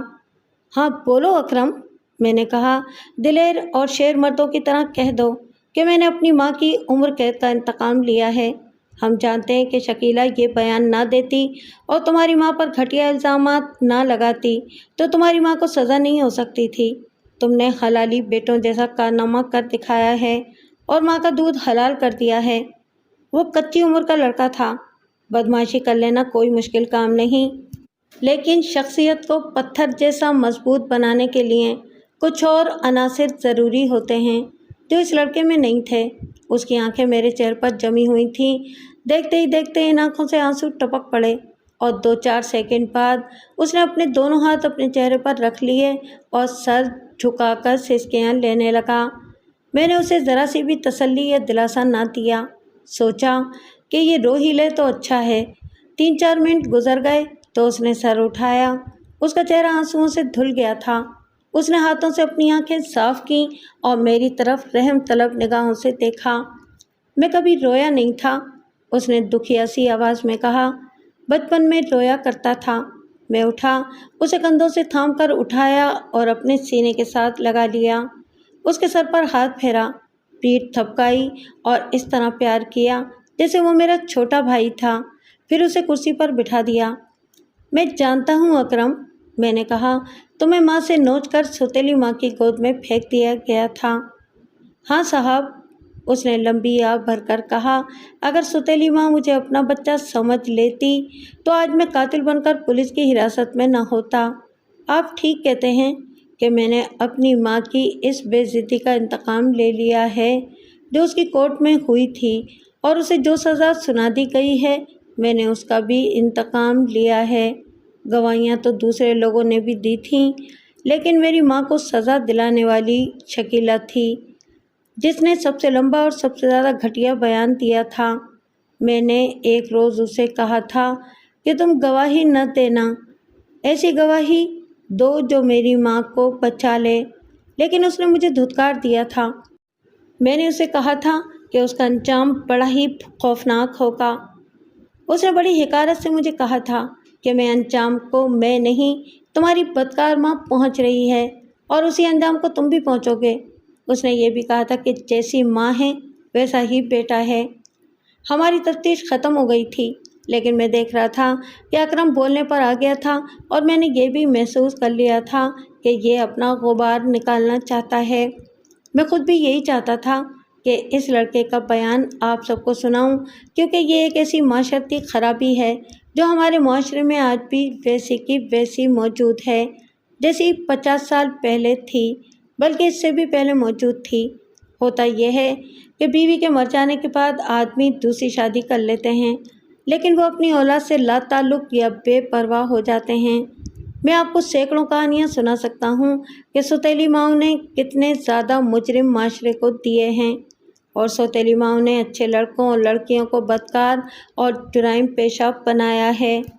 ان بدنصیب بچوں کی ضرورت صرف اتنی سی ہوتی ہے کہ انہیں جو پیار اپنی ماں سے ملتا تھا وہ دوسری ماں سے مل جائے، اور باپ اپنی شفقت سے محروم نہ کریں۔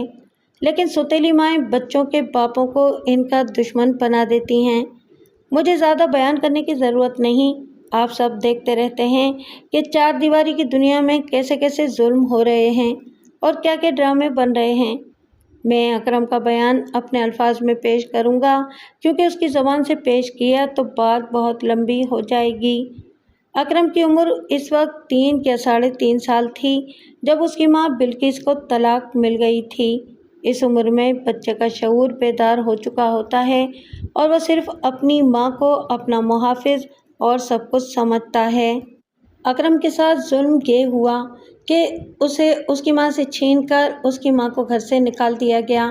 وہی گھر جس میں اکرم کو پیار ملتا تھا، محبت ملتی تھی اور باپ کی شفقت ملتی تھی، جہنم بن گیا۔ پیار اور محبت کا نام و نشان ہی مٹ گیا۔ اکرم کے باپ نے دوسری شادی بہت جلد کر لی۔ دوسری بیوی بہت خوبصورت تھی اور نوجوان بھی تھی۔ دوسری بیوی نے اس لڑکے کو اس طرح سنبھالا کہ اس کے انداز میں ممتا والا تاثر نہیں تھا۔ بچہ رو رو کر اپنا حال بگاڑ رہا تھا۔ باپ نے اسے مارنا پیٹنا شروع کر دیا۔ پھر دوسری بیوی کے اپنا بچہ پیدا ہوا۔ اب تو سوتیلی ماں سے جو تھوڑی بہت توجہ ملتی تھی وہ بھی ختم ہو گئی۔ باپ بھی دوسرے بچے کے ساتھ پیار کرنے لگا۔ آگے اس بچے کے ساتھ جو سلوک ہوا وہ سینکڑوں مرتبہ کی سنائی ہوئی کہانی ہے۔ اس میں کوئی نئی بات نہیں۔ نئی بات یہ ہوئی کہ اکرم 5.5 یا 6 سال کا ہوا تو باپ نے اسے اسکول داخل کرا دیا۔ بچہ روتا ہوا گھر سے نکلتا اور روتا ہوا ہی واپس آتا تھا۔ گھر میں اس کی حیثیت ایک نوکر کی بن گئی۔ وہ اسکول سے واپس آتا تو ماں اسے بے رخی سے کہتی کہ باورچی خانے میں روٹی رکھی ہے، جاؤ کھا لو۔ اس کے بعد ماں نے یہ نہ دیکھا کہ بچے نے کچھ کھایا بھی ہے یا نہیں۔ جوں جوں بچہ بڑا ہوتا گیا، اس میں مجرمانہ رجحانات بھی پیدا ہوتے چلے گئے، جو کہ ایک قدرتی نفسیاتی عمل ہے۔ میں نے کہا کہ میں ایک نئی بات سنا رہا ہوں، اور وہ یہ کہ ایک روز اکرم اسکول سے نکلا تو باہر اس کی ماں بلقیس کھڑی تھی۔ بچہ ماں کی طرف دوڑا۔ ماں نے بیٹھ کر بازو پھیلا دیے اور بچے کو گلے لگا کر بہت پیار کیا۔ اکرم نے باپ کے گھر جانے سے انکار کر دیا، ضد کرنے لگا کہ وہ ماں کے ساتھ جائے گا۔ ماں نے اسے بہلایا پھسلایا اور کچھ پیسے بھی دیے اور کہا کہ وہ اپنے باپ کے پاس نہ گیا تو باپ اسے یعنی کہ بلقیس کو مارے گا اور انہیں کبھی ملنے نہیں دے گا۔ مختصر یہ کہ بچہ اپنے گھر چلا گیا۔ یہ صورتحال اکرم کے لیے اچھی بھی تھی اور بری بھی۔ ہفتے میں کبھی 1 بار اور کبھی 2 بار ماں اسے اسکول کے باہر ملتی تھی اور بچہ خوش ہو جاتا تھا۔ یہ صورت بری اس طرح ہوئی کہ اکرم جب باپ کے گھر آتا تھا تو وہ غصے سے بھر جاتا تھا۔ اس نے سوتیلی ماں کو اپنا دشمن سمجھ لیا تھا۔ میں اس کہانی کو کچھ اور مختصر کرنے کے لیے اس وقت پر آ جاتا ہوں جب لڑکا 8ویں یا 9ویں جماعت میں پہنچا۔ پہلے ماں اسے پرائمری اسکول میں اسکول کے باہر آ کر مل جاتی تھی۔ ہائی اسکول میں جا کر لڑکا خاصا سیانہ ہو گیا۔ وہ یوں کرتا کہ اسکول سے بھاگ کر ماں کے گھر چلا جاتا۔ اس کی ماں نے قاسم کے ساتھ شادی کر لی تھی۔ اکرم نے ماں کو وہاں جا کر ملنا شروع کر دیا۔ ماں نے کیا تو پیار کی وجہ سے، لیکن یہ دراصل اسے بگاڑنے کا طریقہ تھا کہ وہ بیٹے کو زیادہ سے زیادہ پیسے دینے لگی۔ اکرم نے اپنے بیان میں تسلیم کیا کہ وہ شہزادوں کی طرح دوستوں کو کھلاتا پلاتا اور عیاشی کرتا تھا اور اچھے سے اچھے کپڑے پہنتا تھا۔ اس کے باپ نے اور سوتیلی ماں نے کبھی نہیں پوچھا تھا کہ اسے یہ کپڑے کہاں سے ملتے ہیں۔ اس نے ماں کے ساتھ بول چال بند کر دی تھی۔ باپ تو اس کی سوتیلی ماں کا غلام ہو کر رہ گیا تھا۔ اس نے اپنے بیٹے کی طرف کبھی توجہ دی ہی نہیں تھی۔ گھر میں اب 3 بچے پیدا ہو چکے تھے۔ آپ مجھے کافر کہہ لیں، اکرم نے بیان دیتے ہوئے کہا۔ میں تو خدا کو بھی نہیں جانتا تھا۔ میرا خدا میری ماں تھی۔ جس سے مجھے پیار ملتا تھا اور دعائیں ملتی تھیں۔ میں تو کبھی اپنے باپ کو بھی قتل کر دینے کا ارادہ کر لیا کرتا تھا۔ آپ یوں سمجھ لیں کہ میرے اندر زہر بھرتا جا رہا تھا۔ ماں مجھے اتنے زیادہ پیسے دیتی تھی کہ میں عیش و عشرت کرتا تھا، لیکن جب مجھے غصہ آتا تو میں یوں چاہتا کہ ہر کسی کو قتل کر دوں۔ اس نے اپنے تاثرات نہایت اچھی طرح بیان کیے۔ اس کی شخصیت ایسی ہی بننی تھی۔ اس نے میٹرک کا امتحان دے دیا تھا۔ اسی عمر میں وہ عصمت فروشوں کے بازار میں بھی جانے لگا تھا اور جوا بھی کھیلتا تھا۔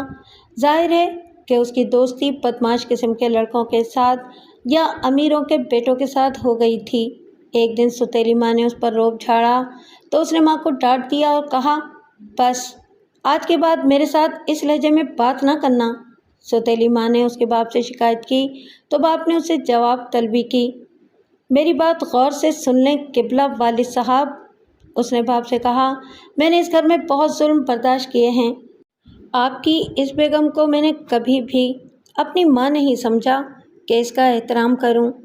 احترام اس ماں کا کیا جاتا ہے جس سے بچے کو پیار ملتا ہے، پھر احترام اس باپ کا کیا جاتا ہے جو نئی نویلی بیوی کو دیکھ کر اپنے بچے کو بھول نہیں جاتا۔ میری بات اچھی طرح سن لیں کہ مجھے اس گھر میں دیکھنا ہے تو مجھے نوکر سمجھنا چھوڑ دیں۔ اگر یہ منظور نہیں تو میں یہاں سے چلا جاؤں گا، لیکن میں آپ کو یہ بتا دوں کہ آپ بھی آرام اور سکون کی زندگی بسر نہیں کر سکیں گے۔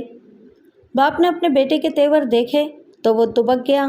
وہ بوڑھا ہو رہا تھا، اسے اس بیٹے کے سہارے کی ضرورت تھی۔ اس نے اکرم کے ساتھ رویہ ذرا بہتر کر لیا اور شاید اسی نے اپنی بیوی سے بھی کہا ہوگا کہ اس لڑکے کے ساتھ اپنا رویہ بہتر کر لو، لیکن مشکل یہ پیدا ہو گئی تھی کہ اکرم اپنی سگی ماں کے پاس جاتا تھا جہاں اس کے لیے پیار بھی تھا اور پیسہ بھی۔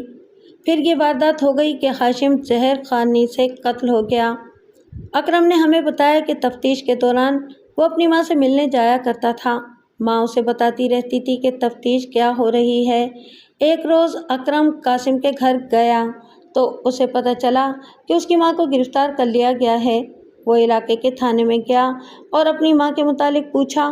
وہاں اسے بتایا گیا کہ اس کی ماں اس تھانے میں نہیں، وہ CIA کے حوالات میں ہوگی یا CIA نے اسے کسی اور تھانے کے حوالات میں رکھا ہوگا۔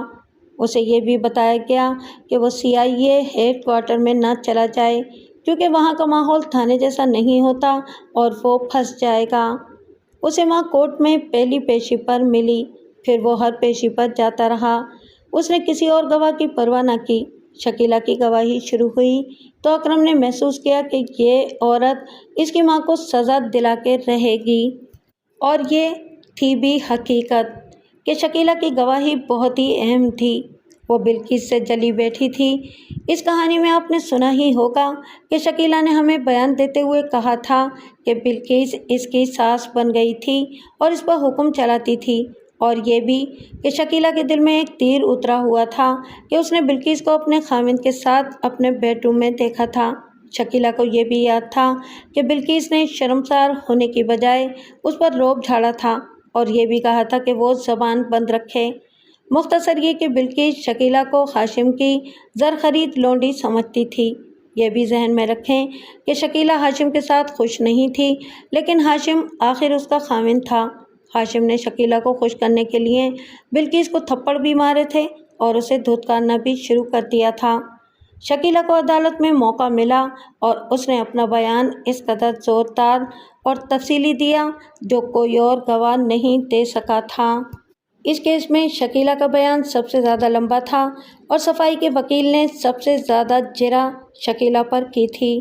شکیلہ نے اس جرح کا سامنا بڑی جرأت مندی اور عقل سے کیا تھا۔ جوں جوں جرح بڑھتی جا رہی تھی وہ اور بھی تلخ ہوتی جا رہی تھی۔ شکیلہ بلقیس کو اور زیادہ ننگا کرتی جا رہی تھی۔ شکیلہ کی گواہی اور جرح 2 دن چلتی رہی تھی۔ یہ میں بھی کہتا ہوں کہ بلقیس کو سزا دلانے میں شکیلہ کی گواہی کا سب سے زیادہ عمل دخل تھا۔ یہ آپ کو معلوم ہو چکا ہے کہ اکرم نے شکیلہ کو گواہی نہ دینے اور اپنا بیان نرم کر دینے کو کہا تھا۔ شکیلہ نے نہ صرف یہ کہ انکار کیا بلکہ اکرم کو کچھ سخت اور طنزیہ الفاظ کہہ دیے تھے۔ اکرم نے اپنے بیان میں کہا کہ اس کی ماں کو سزا ہو گئی اور پھر اپیل بھی مسترد ہو گئی تو اس نے جیل میں اپنی ماں سے ملاقات کی اور اسے بتایا کہ وہ اس کی بے عزتی اور سزا کا انتقام لے گا۔ ماں نے اسے روکا تھا لیکن اکرم کے اندر ایسی آگ لگی ہوئی تھی کہ وہ نہ رکا۔ اس کے اندر تو دراصل ستیلی ماں اور باپ کے برے سلوک نے آگ لگائی تھی۔ ماں کا کیس تو ایک الگ وجہ تھی۔ میں نے شکیلہ کا پیچھا کرنا شروع کر دیا، اکرم نے اپنے بیان میں کہا۔ اسے اس کا پتہ نہ چل سکا۔ چاقو تو ہر وقت میری جیب میں رہتا تھا لیکن وار کرنے کا موقع نہیں ملتا تھا۔ میں اس کے ماں باپ کے گھر اور پھر اس کے خاوند کے گھر کے باہر چکر لگاتا رہتا تھا۔ میں نے یہ ارادہ بھی کیا تھا کہ شکیلہ کو رات کے وقت اس کے گھر میں داخل ہو کر قتل کر دوں، لیکن گھر کے اندر جانا ممکن نظر نہیں آتا تھا۔ آخر میں نے شکیلہ کو دیکھ لیا اور اس کا پیچھا کیا۔ پہلے وہ ایک آدمی سے ملی، یہ کوئی اس کا دوست ہی ہو سکتا تھا۔ دونوں ٹانگے میں بیٹھ کر نئی دلی کے ایک ہوٹل میں چلے گئے۔ میں باہر ادھر ادھر ٹہلتا رہا۔ میری تو یہ حالت تھی جیسے میرا دماغ میرے قبضے میں نہیں رہا اور میں کوئی اچھی بات سوچ ہی نہیں سکتا۔ میرے دماغ پر خون سوار تھا۔ مجھے جب یاد آتا تھا کہ میری ماں جیل میں بند ہے تو میں مرنے ماننے پر اتر آتا تھا۔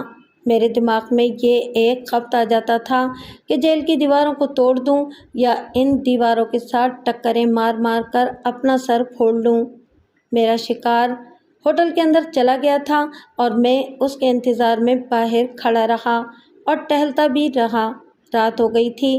وہ دونوں 1 گھنٹے سے زیادہ وقت لگا کر باہر آئے اور ٹہلتے ٹہلتے وہاں سے کچھ دور چلے گئے۔ میں انہیں دیکھتا رہا۔ پھر وہ ایک ٹانگے میں بیٹھے۔ جب ٹانگا چلا تو میں نے ایک ٹانگا روکا اور اس میں بیٹھ گیا۔ ٹانگے والے نے پوچھا کہ میں نے کہاں جانا ہے۔ میں نے اسے کہا کہ اس ٹانگے کے پیچھے پیچھے چلتے چلو۔ مجھے ایسا کوئی خیال نہیں تھا کہ ٹانگے والا زیادہ پیسے لے لے گا۔ میرے پاس پیسوں کی کمی نہیں تھی۔ ٹانگا ایئرپورٹ کے قریب جا رکا اور وہ دونوں اترے۔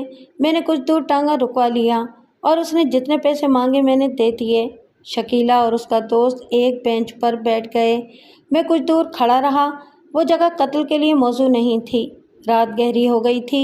ٹریفک کوئی تھی نہیں لیکن ان دونوں پر سڑک کے بلب کی روشنی پڑ رہی تھی۔ میں سڑک کی دوسری طرف ایک درخت کے پیچھے ہو گیا اور سوچنے لگا کہ یہ یہیں سے اٹھ کر چلے گئے تو میں کیا کروں گا؟ شکیلہ ہاتھ سے نکل جائے گی۔ اکثر یوں ہوتا ہے کہ ایک آدمی اپنے کسی دشمن کو قتل کرنے کے لیے نکلتا ہے۔ اسے توقع ہوتی ہے کہ جاتے ہی اسے قتل کر دے گا، لیکن کوئی رکاوٹ پیدا ہو جاتی ہے اور اسے انتظار کرنا پڑتا ہے۔ قتل کو ایک لمحے کا پاگل پن کہا جاتا ہے۔ اگر قاتل کو انتظار کرنا پڑے تو عموماً یہ پاگل پن ختم ہو جاتا ہے یا کمزور پڑ جاتا ہے اور قتل کرنے کے لیے جانے والا اپنے آپ کو کچھ دلیلیں دے کر کم از کم اس روز قتل کا ارادہ ملتوی کر دیتا ہے۔ اکرم کے کیس میں بھی یہی ہونا چاہیے تھا۔ اس کے بیان سے یہ ظاہر ہوتا تھا کہ وہ قتل کا ارادہ ملتوی کرنے پر آ گیا تھا، لیکن ہوا یہ کہ شکیلہ نے ایک بازو ظہیر صدیقی کے کندھے پر رکھ دیا اور ظہیر صدیقی نے شکیلہ کو اپنے قریب کر لیا۔ اکرم جل اٹھا۔ اسے خیال آیا کہ یہ تو بڑی عیاش و بدکار عورت ہے۔ دراصل اکرم خود بھی عیاش و بدکار نوجوان تھا۔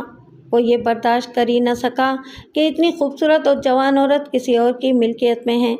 یہ لاشعوری جذبہ تھا جس نے اس کے اندر انتقام کی آگ اور زیادہ بھڑکا دی۔ اس نے اپنے آپ سے کہا کہ آج وہ اس عورت کو قتل کر کے ہی جائے گا۔ کچھ دیر بعد وہ اٹھے۔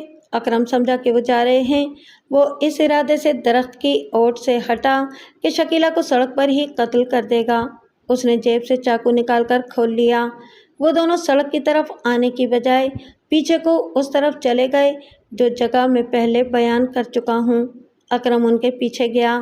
یہ میں ظہیر صدیقی کی زبان سے سنا چکا ہوں کہ اکرم نے شکیلہ کو کس طرح قتل کیا اور ظہیر صدیقی نے اس کا ہاتھ پکڑا اور اس کا ہاتھ اپنے ہی چاقو سے زخمی ہو گیا۔ اس کا ہاتھ اتنا زیادہ زخمی ہوا تھا کہ اسے خیال ہی نہ رہا کہ چاقو اس کے ہاتھ سے گر پڑا ہے۔